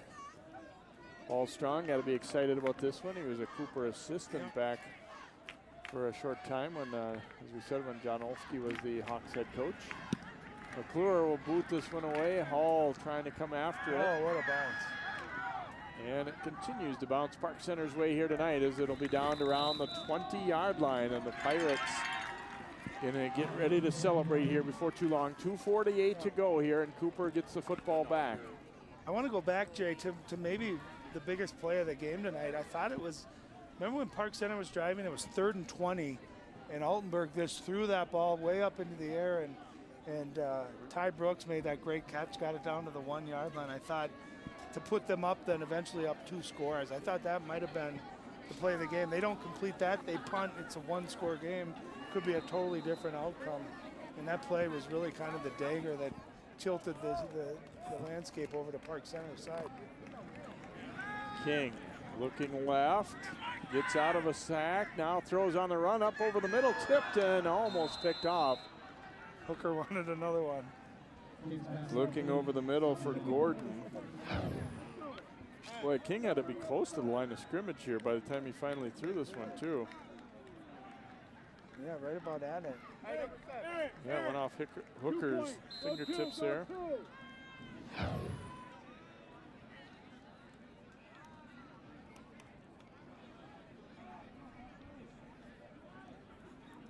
So 2nd down and 10 coming for the Hawks. Kind of not really the ending that we expected, kind of an anticlimactic last 4 or 5 minutes here. Crowd kind of silent because this one's pretty well decided. Give up the middle and nearly a 1st down pickup there as Adams had a nice run. I'll tell you, I do really like these running backs for Cooper. I mean, you can't ask for more effort and their style and the way they run the football. You know, and this physical offensive line looked like they were going to have their way with the defensive line of Park Center, and that really kind of changed after that first half as well. This will be enough to give them the 1st down. So brief clock stoppage there as Adams loses a shoe in the process.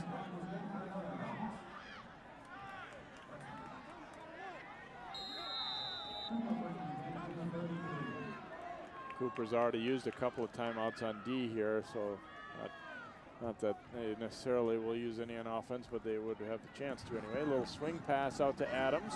Great move there. And gets a good block as well, and a physical finish.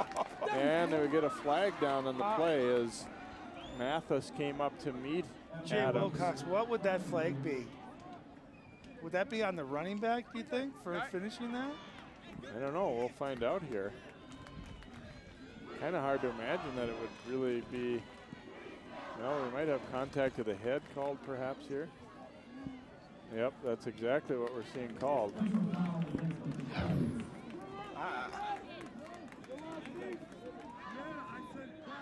What a move. Yeah, that was a great jump cut to the outside, and you'll see Adams finishing it strong here. And yeah, he did. They kind of both lowered their head. I mean, that's not a purposeful. What do you suppose? I mean, he was going in to make the tackle, and Adams lowered his helmet.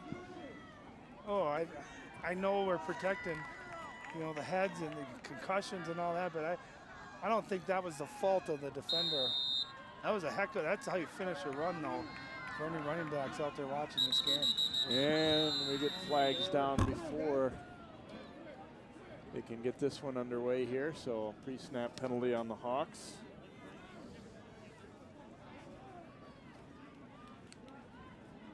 And again, that was the one big thing they were hoping to not have. Oh, I'm sorry, it's on Park Center. My mistake there, 5-yard penalty. Actually, penalties have hurt both teams tonight, but probably, definitely more so Cooper. Yeah, first down and 5 now for the Hawks. 1:50 to go here in the contest, and Park Center is pulled away to make this an uneventful type ending here of leading 48-29. Or no drama ending anyway. It doesn't mean we might not still see a big play or two. King looking to throw here, has time now, throws over the middle, up in the air, batted around and incomplete as Gordon couldn't quite bring it in. It was high. Yeah, throw wasn't quite right on the money, but definitely a catchable ball by Gordon. When the ball got tipped, he did a nice job of just batting it down to make sure that ball was not intercepted. But I like I like King stepping up into the pocket like that. Feeling the pressure collapsing around him, steps up nicely into his throw.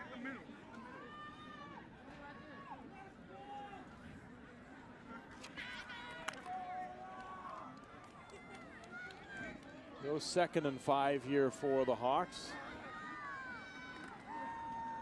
King surveying the field, now running out of time, got by and stays on his feet and will go out of bounds around the 25-yard line. It'll be first down for King and the Hawks.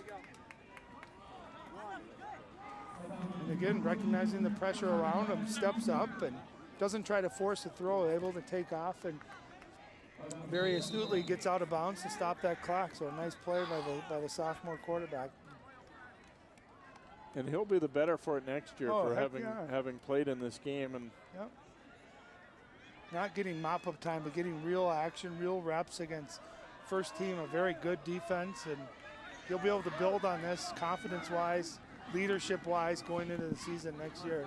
King throwing for Hall and overshot him. He was open, but it will be an incompletion and 2nd and 10 coming up for the Hawks. Boy, they had the route, they had the receiver open, but just overshot him. I think King got a little bit excited. He saw Hall wide open there, and that's one of those where you just got to get it into him, get it close to him, make it be a catchable throw. As he had Joey Hall wide open and just got excited and maybe overthrew that a few yards too late. A little bit, a rare breakdown in the secondary of the Pirates. Yeah, they've got backups in there at many of the spots anyway, not all.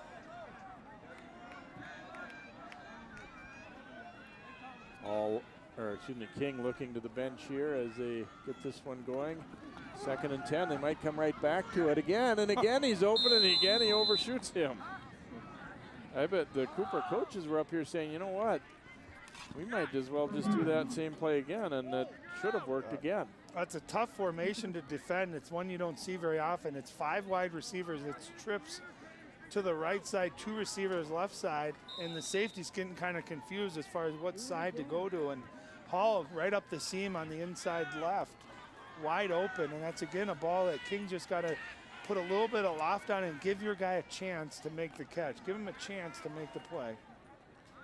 3rd down and 10. This time 3 receivers again out to the right. With the handoff to Adams, he has a big gap to run through. Adams bouncing off a tackle and then ridden down at about the 13-yard line there. As catching him from behind was Marshawn Jones, but it'll be enough for the first down here for the Hawks.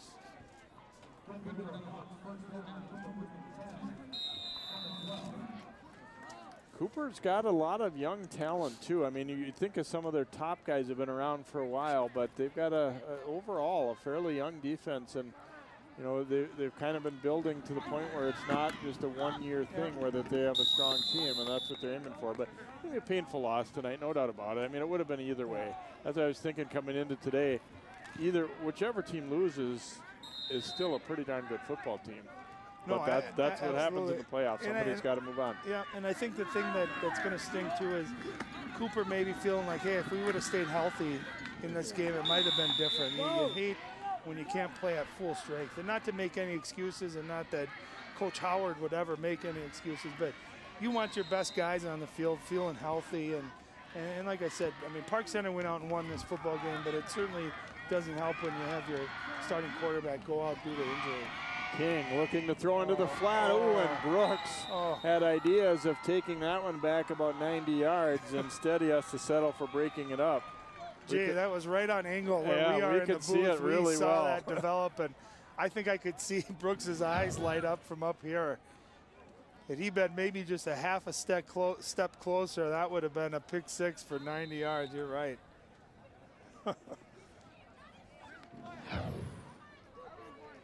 So a 4th down coming up here for Cooper. Only 20 seconds to go in the game as we wind down toward the end. Gonna go with the handoff up the middle, and Burns easily in for the touchdown. So Cooper gets one late. Dante Burns, nice linebacker. Normally a linebacker also plays running back. Sophomore, that's going to build his confidence as well. Getting a big touchdown score in the playoff semifinal. And I like Coach Howard, and we heard him at halftime with Allie. He said, hey, I just want my kids to give me everything they got. No quit in our team.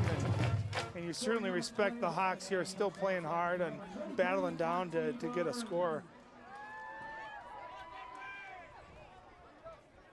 And they will go for 2 here.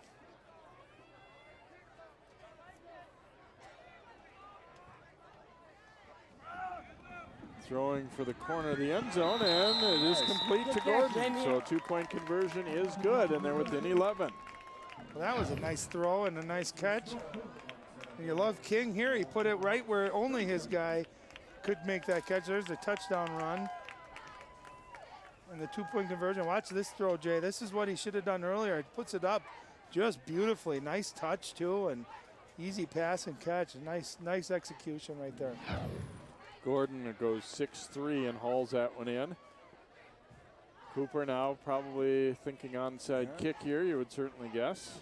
Well, Jay, all they need is an onside kick, a Hail Mary, and then another onside kick and a Hail Mary. If they can get that done, we might have a game left. Well, and that's, you know, it's kind of joking, but at the same time, that's the way you have to coach in these situations. Absolutely. And I'll tell you what, your team is always going to take on the personality of your head coach.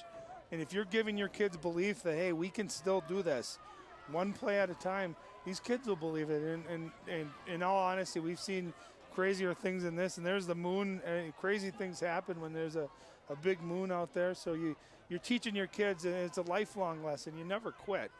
No matter what the situation, you give it everything you got. You fight till the end, and you never know what will happen.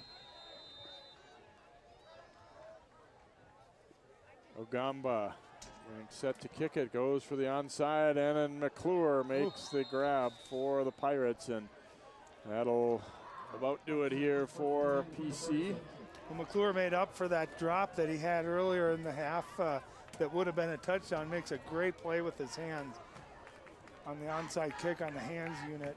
And that's where an onside kick, you don't want it so far down the field. You want to dig it into the ground, get a nice bounce up at about 10 to 15 yards, give your guys a chance to go up and make the play. And that one was hit a little bit too hard, but nice job by McClure to get control of it. Cooper does have one timeout remaining, and they may very well use it, but and it looks like at least one of the banks of lights at the stadium went out. I can't imagine they'll do anything but just finish the game here anyway, though. No reason not to. And a flag down on the play. Park Center started to run a player in, and now Willie Howard's saying, you know what, let's just pick that flag up and get off the field here. But they are going to march off 5 against illegal substitution, perhaps, or illegal procedure against Park Center. There was a player starting to come on, then he went off, but they are going to take a knee here again. Yeah, we got about half our lights missing on the field, or at least one of the banks went out. So they will take a knee, and the final in this one is going to be Pirates 48 and Hawks 37. Ryan, a memorable playoff game here. What a fun game. I mean, that first quarter, Jay, was one of the funnest quarters. We had 5 scores in the first quarter, and just a really fun game. We got to see a lot of nice playmakers tonight on both sides, some electric players, and none more than Amani Hooker with 6 touchdowns. 3 of them receiving, 2 rushing, and 1 pick 6 on defense. So I mean, just a really fun game, and it's going to set up a heck of a matchup between Spring Lake Park and Park Center. And obviously Spring Lake Park is the favorite, but I'll tell you, we've seen the last 2 games by Park Center. I think they're going to enter that game with a lot of confidence and momentum, and definitely, you know, with Coach Strong leading the way, believing that they not only have a chance but are going to win that game. So I really look forward to that game. Section final coming up on Saturday. We'll take a quick timeout and come back to hear from the Pirates in just a moment here on 12 Sports.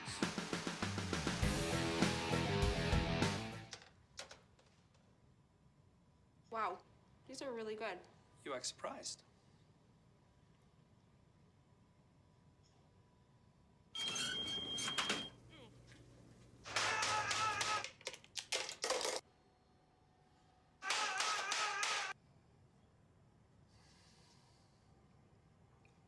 Practice makes perfect. You don't have to be perfect to be a perfect parent. There are thousands of teens in foster care who don't need perfection. They need you.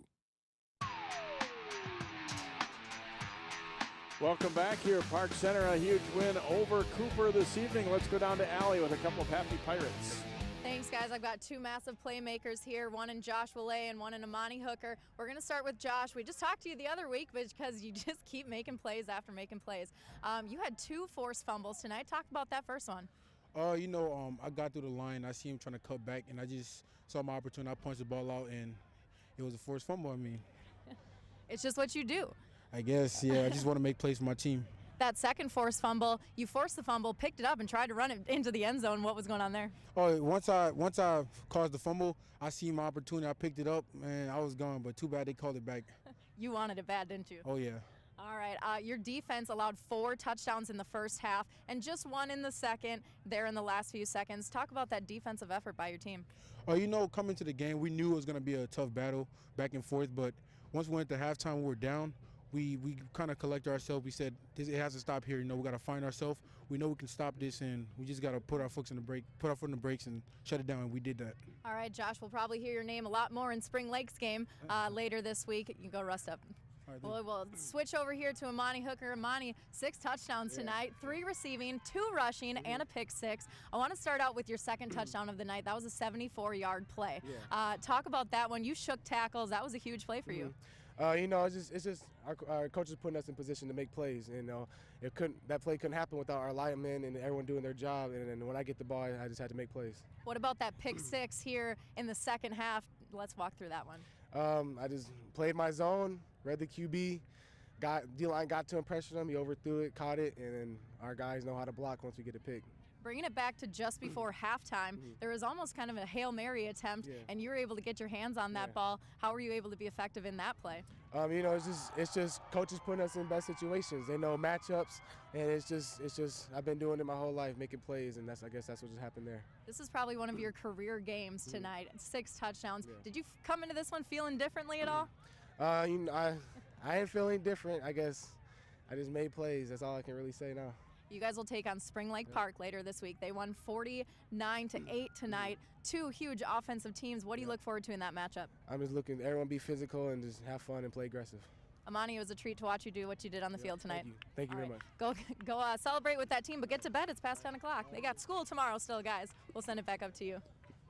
Thanks very much, Allie, and congratulations to the Pirates as they will take on Spring Lake Park for the section championship coming up Saturday. Congratulations to the Hawks, too, on a great season. It'll end here tonight with a loss 48-37, Park Center, our final score. Hope you've enjoyed a great game here from Cooper. For Ryan Iverson, Allie Arlt, and all of our crew, I'm Jay Wilcox. So long from New Hope.